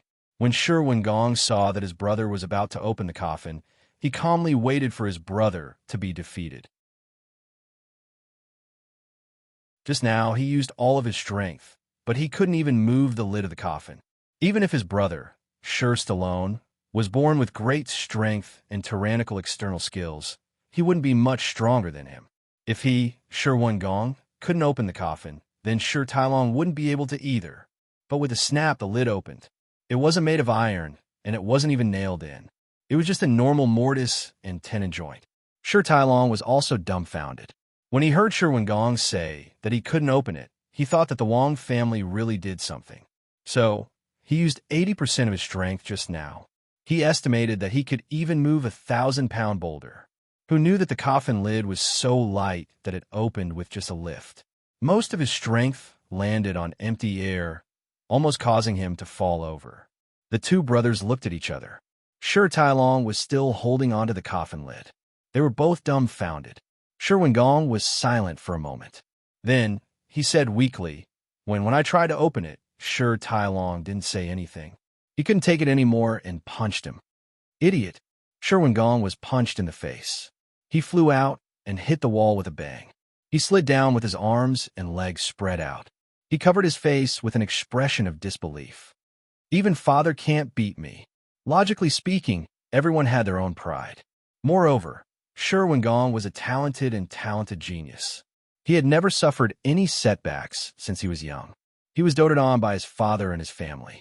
Even if what happened today was really strange, even if what he did was a little shameful, it wasn't a reason for you to hit me. Why did you hit me? Why did you hit me? Sure, Tai Long glared at him. I'll teach you a lesson on behalf of father. Sure, Tai Long's anger wasn't without reason. Today, Sherwin Gong first threw the guard to the ground and made him vomit blood. Then, he went up and kicked the guard, causing a fight to break out. This caused the conflict between the Sher family and the Wong family to worsen. It was as if Sherwin Gong had lost his mind. And just now, Sher Tai Long was King wasting time. Sher Tai Long even suspected that his younger brother was a spy for the Wong family. Sherwin Gong jumped up. His eyes were red.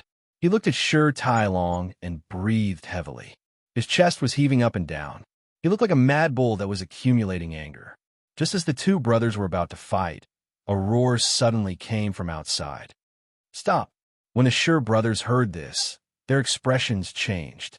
Sun Lang, who was hiding underground, withdrew his hand and sighed. What a pity. He wanted to do something to make the two brothers fight. Sure, Tai Long fiercely stared at Sherwin Gong. He bent down and grabbed the coffin. Then, he put Wong Rin's coffin back on the platform and closed the coffin lid as fast as possible. After all, no matter how fierce the fight was, they couldn't let the Wong family see Wong Rin's coffin scattered on the ground. This was disrespectful to the deceased. No matter where they put it, it was unreasonable. They quickly closed the coffin.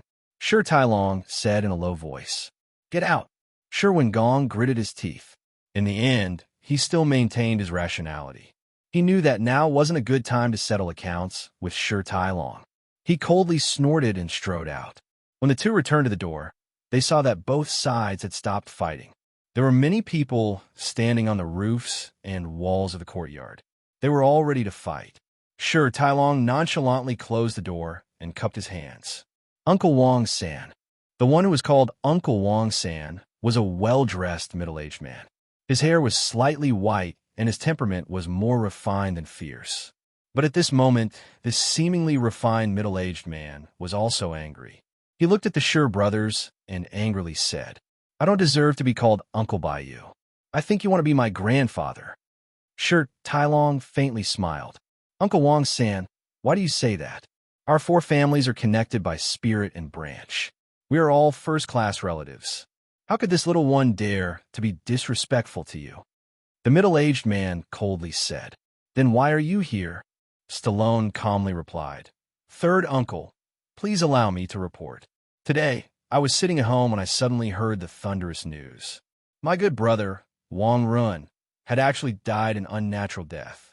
As his elder brother, I felt as if my insides were burning and my soul had left my body. I hurriedly rushed over to see my poor brother for the last time."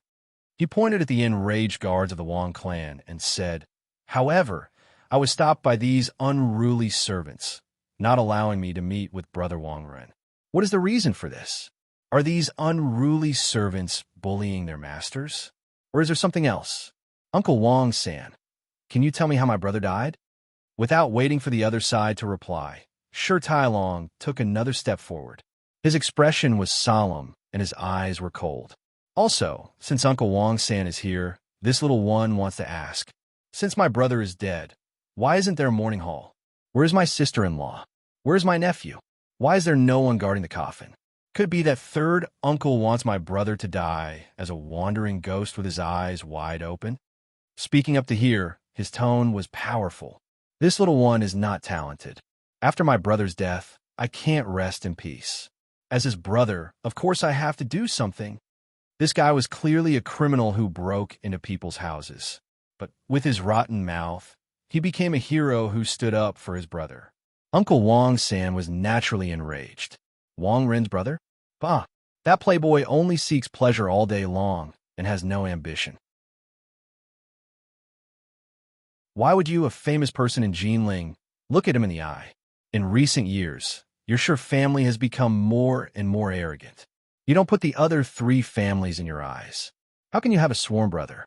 He flicked his sleeves and said angrily, "This is the Wong family's private matter. You don't have to worry about it." Sure, Tai Long said indifferently. A country has its own laws, and a family has its own rules. But above the family rules, there is also a country's law. Since there was a murder case in the Wong family, the government should investigate it. I wonder if Uncle Wong San has reported it. Do you need me to do it for you? Report my ass. If it wasn't for his image in front of the younger generation, Uncle Wong San would have already scolded him. In Jinling, the four major families controlled the sky with one hand. Even the civil and military officials of Jinling had to obey the orders of the four major families. But this was a matter of the past. In the past 2 years, the Jia family had weakened, the Wong family situation was getting worse and worse. The Shui family had already left the government. Only the Shi family's days were getting better and better. Naturally, the officials of Jinling changed from obeying the orders of the four major families to obeying the orders of the Shi family. After all, it was normal for a good bird to choose a tree to nest in. So he reported it to the government? What's the difference between this and giving Wong Rin's body to the Shi family? Uncle Wong San said coldly. Wong Rin died suddenly in his home. It was not a murder case, so there is no need to report it to the government. We'll take care of the body. You trespassed into the Wong family's home and killed people. What do you have to say? Sure, Tai Long said indifferently. This is because Brother Wong Rin and I appreciated each other. We couldn't help it. As the saying goes, too much concern leads to confusion. In a moment of desperation, we did something out of line. I know my mistake. If Uncle Wong San is unwilling to forgive me, I am willing to go to the government with Uncle Wong San. We will talk about this matter and ask the Lord to make a decision. He was known as the Flying Bear of the Shi family, but when he spoke, there was a knife hidden in his smile. Uncle Wong San was unable to gain any advantage. If there was no accident just now and the two sides did not fight, Uncle Wong San would have been forced to show up. The Shi family was indeed talented. Uncle Wong San was angry and jealous. He was angry that Shi Tai Long was too arrogant, but he was also envious that the Shi family had such a talent. Most of the young talents of the Wong family were killed in the Tianyuan War. The most talented of the young generation, Wang Shifeng, gave birth to a daughter, and now for a moment, his interest waned, and his tone softened. Forget it. I won't argue with you. This is a private matter of the Wong family, and outsiders have no right to interfere. For the sake of your father, I can pretend that today's matter didn't happen. You can leave now. Stallone and Shi Wengong glanced at each other, and a sneer appeared in their eyes. Since they had already made a move, how could they just go back like this? How could they go back without achieving anything? On this point, the two brothers had a common understanding. Although it was all Shi Wengong's fault, he was the one who beat people, kicked people, and wasted time around the coffin. It was still Shi Tai Long who led the team. No matter how retarded his brother was, he still had to take responsibility. Therefore, he said in a Sunran tone, "Sure, Uncle Wong San, but before I leave, I want to borrow something from you."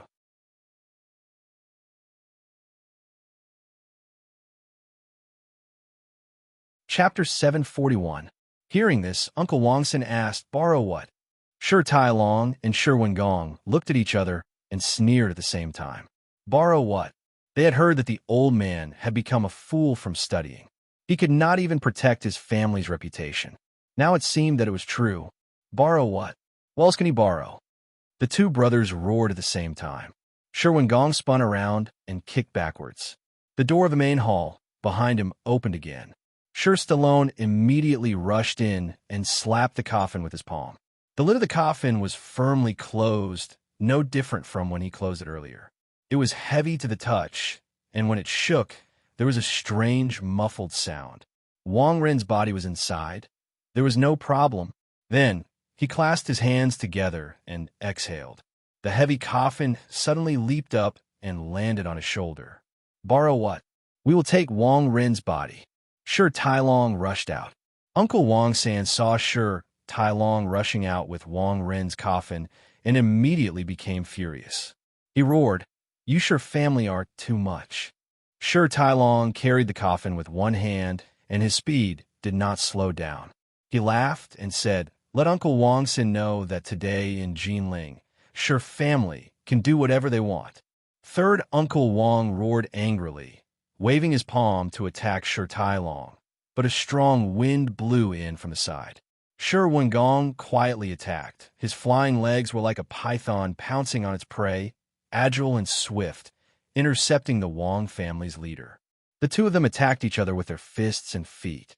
Sure Wengong did not fall behind. Uncle Wang San was shocked and jealous when he saw that the Sure family's junior could be on par with him. He wanted to increase his attack, but on the other side, Sure Tai Long grabbed Wang Ren's coffin and threw it directly at him. The coffin was chosen by Uncle Wang San himself. It was made of strong wood that could resist stabs and hammers.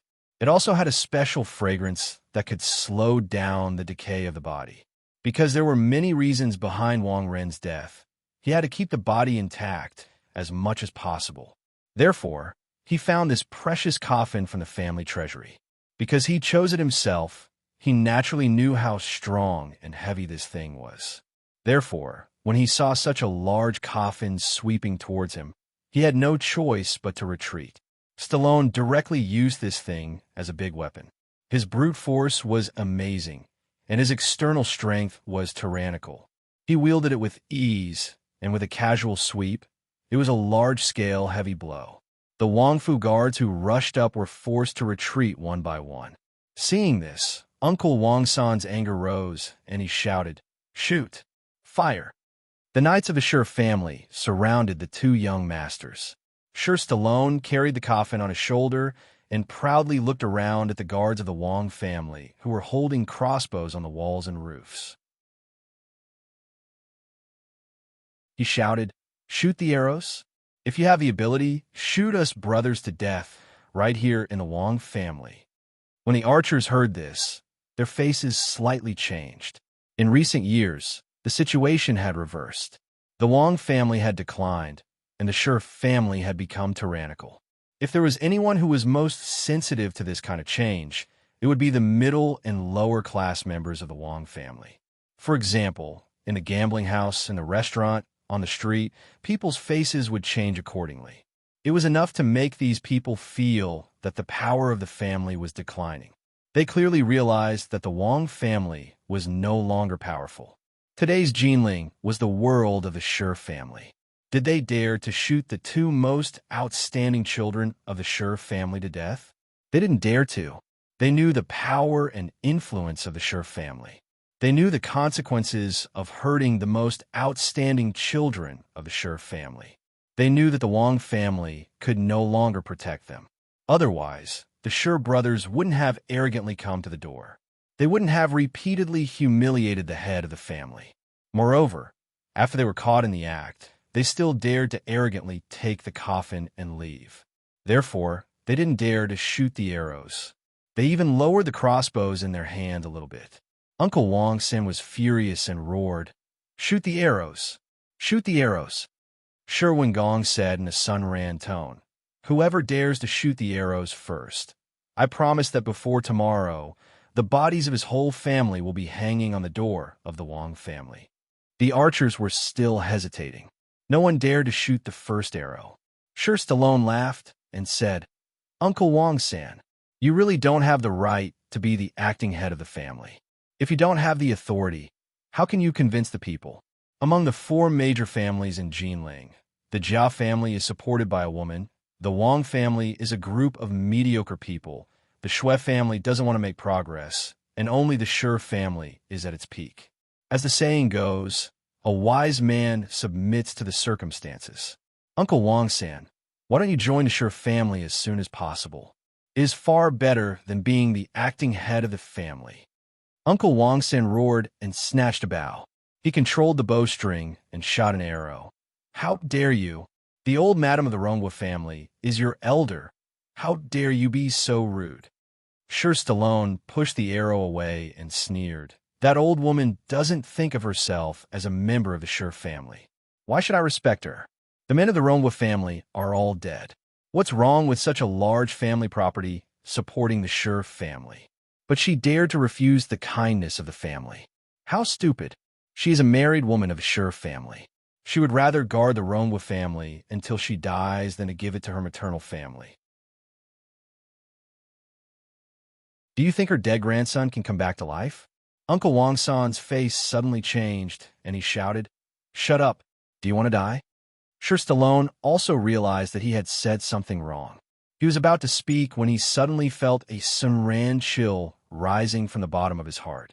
It was as if the surrounding temperature dropped to the freezing point. Even with his profound internal energy, he couldn't help but shiver. He couldn't speak the words that were on the tip of his tongue. But in the next moment, the chill dissipated, and Stallone came back to his senses.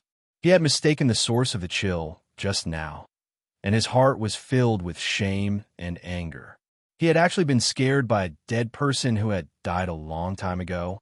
Uncle Wang San was keenly aware of all this. He sneered and ridiculed. "You also know fear?" Shi Stallone's son Ran said, "When a person dies, the light goes out. The past is like smoke.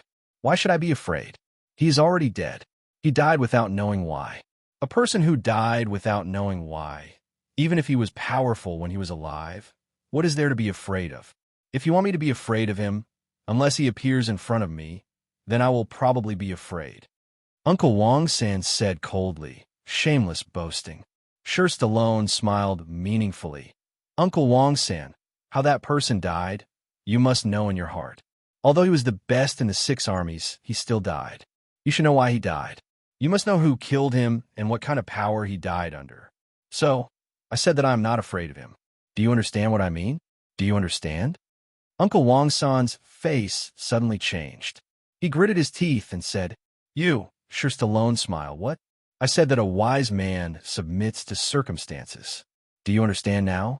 Uncle Wang San, the 4 major clans are about to become a thing of the past. The Shi family will soon become the only voice in Jinling. If you want to preserve as much of your family's business as possible, then make a choice as soon as possible. Uncle Wang San didn't speak, but his eyes were fiercely changing. He was obviously shocked to the extreme. Shi Stallone looked at him. His left arm carried the coffin, and his right hand stretched out like a fan. "Since you already understand the situation, then where is that thing? Give that thing to me." Uncle Wang San was confused when he suddenly heard this sentence. He suddenly thought of that thing and was shocked. The confusion and shock in his eyes were swept away. His expression returned to normal. He looked at the arrogant and unscrupulous Shi Stallone. The anger in his heart was reignited. That thing. For that thing, the Wang family sacrificed so much. How many people died? But now, you can actually take it for granted and demand it by force. You still think that I will obey you? You still think that I will obey you? The acting patriarch of the Wang family gritted his teeth and said, "You want also. Don't want. Shi Stallone was stunned at first. Then he heard Uncle Wang San shout, "Shoot."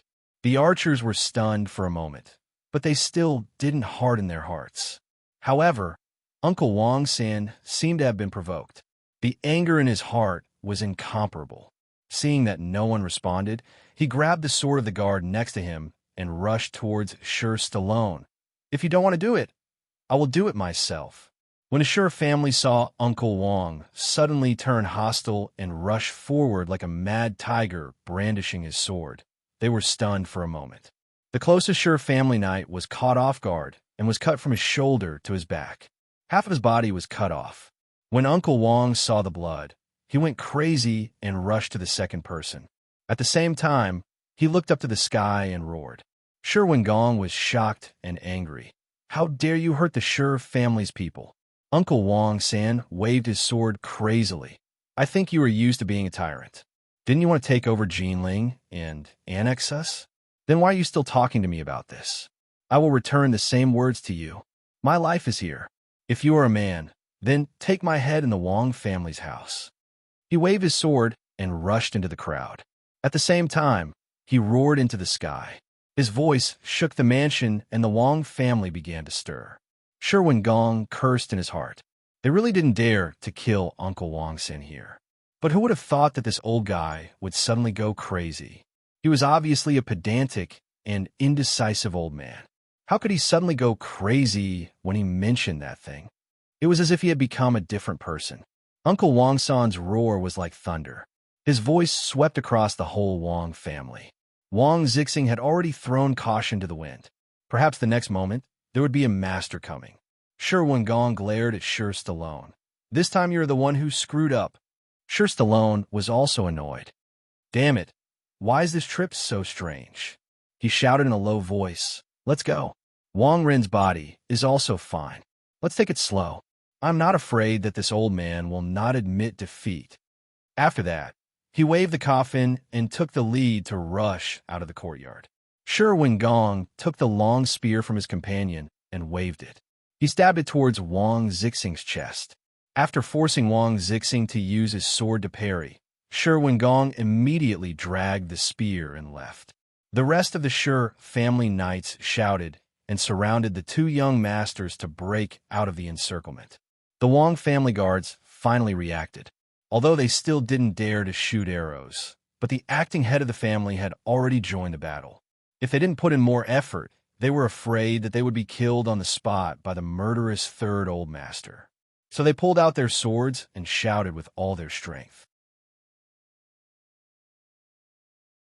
Then, with 20% reduced speed and 40% reduced fighting spirit, they followed the third old master to chase after the Shi family.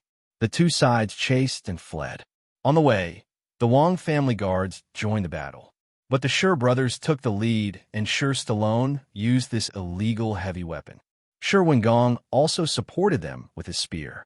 Their ability to attack was simply unstoppable. They ran all the way to the east, regardless of the road or the gate. They just ran straight east. Soon, the east wall of the Wang family was in sight. Shi Wengong put his finger in his mouth and let out a loud and long whistle. The whistle turned and changed and spread far and wide. Soon, the sound of horses galloping could be heard in the distance outside the wall. Uncle Wang San was trying his best to chase after them. His heart jumped when he heard this.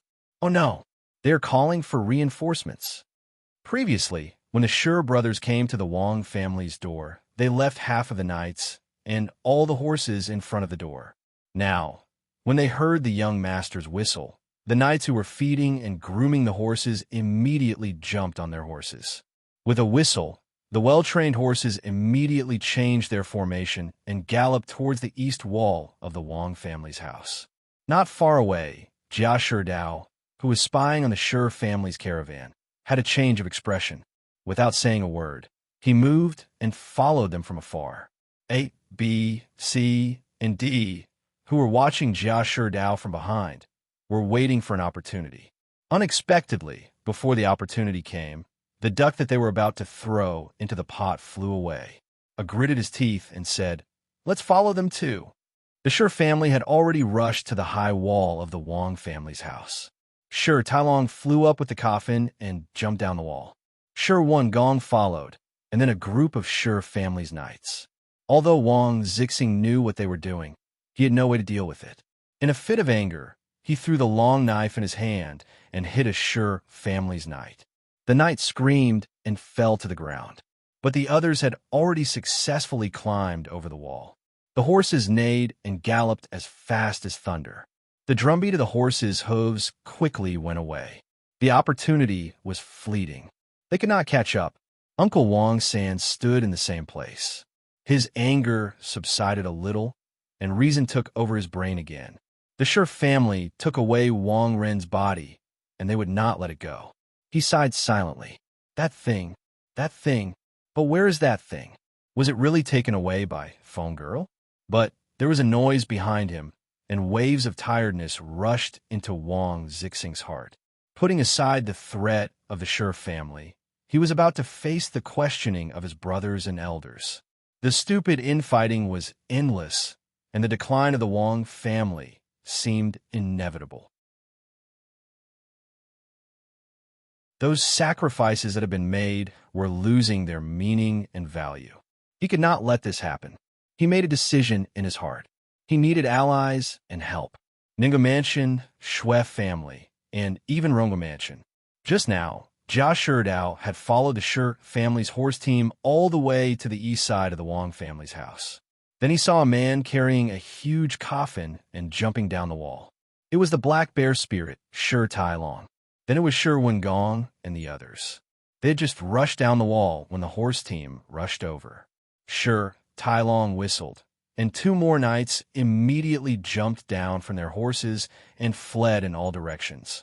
He reached out and pushed, and the coffin on his shoulder flew up and landed on the backs of four horses. The horses carried the weight together. The other knights also jumped on their horses. After the corpse-searching officers got the coffin, they roared and rushed away. Jia Sherdao watched all this with his mouth agape. Someone had just died in the Wang family today, and the rumors were spreading all over the city. The Shi brothers had brought people to the house, jumped over the wall, and ran away with the coffin. It was obvious who was in the coffin. Wait, how did they manage to make it out alive? What about his brother? His brother had entered the Wang family to find out the cause of Wang Ren's death. Why would he let Shi Tailong and the others take Wang Ren's body away? Unless he wanted to use a long line to catch a big fish. But if he wanted to catch a big fish, he should have come out and secretly followed these people. Why didn't he show up and meet me? Wait, no way. Jia Sherdao suddenly thought of a more reasonable possibility. There was another possibility that he had let the Shi family carry the coffin away and not show up to follow them. That was Jia Sherdao had an idea and quickly ran to where Shi Tailong had jumped over the wall. There was an arrow drawn on the ground, and two words were carved on the ground. Follow me. Jia Sherdao immediately smoothed the marks with his feet and chased in the direction of the arrow. There were arrows all the way. He had received a lot of training from Sun Lang, so it was easy for him to find the position and drawing of these signals. Jia Sherdao had a strange feeling. He could hide in the coffin, but he could still use an invisible force to make a mark on the ground. Should he say that he was indeed his brother? But why was he hiding in there? He had a strange feeling, and the people who had him as their target were even more confused. First, are we still going to chase? Second, asked the leader of the group. First thought for a moment and shook his head. No, it's easy to expose ourselves if we follow them for a long time. Let's stay. Second was shocked. But Master said we have to catch that guy. You idiot. First said coldly. Just catch one.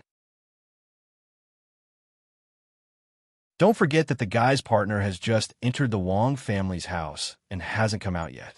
If his partner acts rashly and he doesn't see anyone when he comes out, he'll definitely be caught off guard. Then we'll wait here and pretend to show him the way. Then we'll catch him off guard and hand him over to Master. Isn't that perfect? Hearing this, everyone praised it. Obviously, it was a good idea. So they stayed here and prepared to wait for the guy's partner to come out. Too smart. At this moment, the Shi brothers were pushing the blame to each other. Shi Wengong said coldly, "You're too impatient. Wang Zixing has already shown his fear. That coward always has so many scruples. Maybe he'll be scared after thinking about it. Why did you ask him for that thing directly?" In the end, he went berserk and even lost a few people. Sun Ran's Shi Tailong looked at him. Whose fault is it that I asked for that thing in a hurry? If you didn't hurt people and waste so much time opening the coffin, this wouldn't have happened. Shi Wengong growled. I don't King know what's going on. I didn't use any strength at all, but that Wang family guard vomited blood and fell to the ground. I used all my strength, but the coffin lid couldn't be opened. King found it strange too. How could such a strange thing happen? Shi Tailong was a simple, violent, and idealistic person. He believed that his fist was better than anything else. He sneered. Strange thing? I know you've always been unconvinced by me, but if you're not convinced, just say it. Don't play tricks and ruin the family's affairs. People who play tricks don't live long. You remember this. Shi Wengong didn't care about the fact that he was galloping on his horse. He turned his head and shouted, I didn't. Shi Tailong said coldly. Then why is your strength suddenly strong and weak? When you were big, you could make people vomit blood with just a touch. But when you were small, you couldn't even open the coffin lid. What's going on? Shi Wengong said frantically, I don't know. I'm definitely not playing tricks. Shi Tailong sneered. You don't know? Could it be that the ghost is causing trouble? Could it be that the ghost is holding your hands and feet, making you unable to control your strength? Could it be that the ghost is restraining the coffin lid, making you unable to open it? If that's the case, then why can I open the coffin so easily? Why didn't I encounter any abnormalities? How is it that you're the one who's caught up with all these strange things? Why didn't the ghost come to me? Shi Gong glared at his brother, and Shi Tailong also looked at him without backing down. The Shi family had a strong tradition, and the side effect of having many talented people was that there was a lot of competition. Even if they were brothers, it was the same. When two talented and self-respecting young people stood together, there would be a clear distinction between who was superior and who was inferior. It was inevitable that they would secretly compete with each other. Shi Gong was naturally not convinced that Shi Stallone had the title and benefits of being the eldest brother. He believed that other than his age, he was not inferior to his brother in other aspects. But today's action had intensified the conflict, especially when Shi Tailong had just punched Shi Gong. This was absolutely unacceptable for someone with a strong self-esteem like him. Why did he hit me? Why did he dare to hit me? He must be using his power to avenge a private grudge. He must be very happy. But Shi Gong's questioning was so reasonable that it angered him the most. This matter was too abnormal. If he hadn't experienced it himself, even Shi Gong himself wouldn't have believed it. He couldn't defend himself, and he knew that he had done something wrong this time. When he thought that Shi Tailong would report this matter to the family, he was very angry. When people were angry, it was easy to go to extremes. It was easy to speak without thinking. It was easy to ignore everything. He shouted angrily, "Maybe there really is a ghost.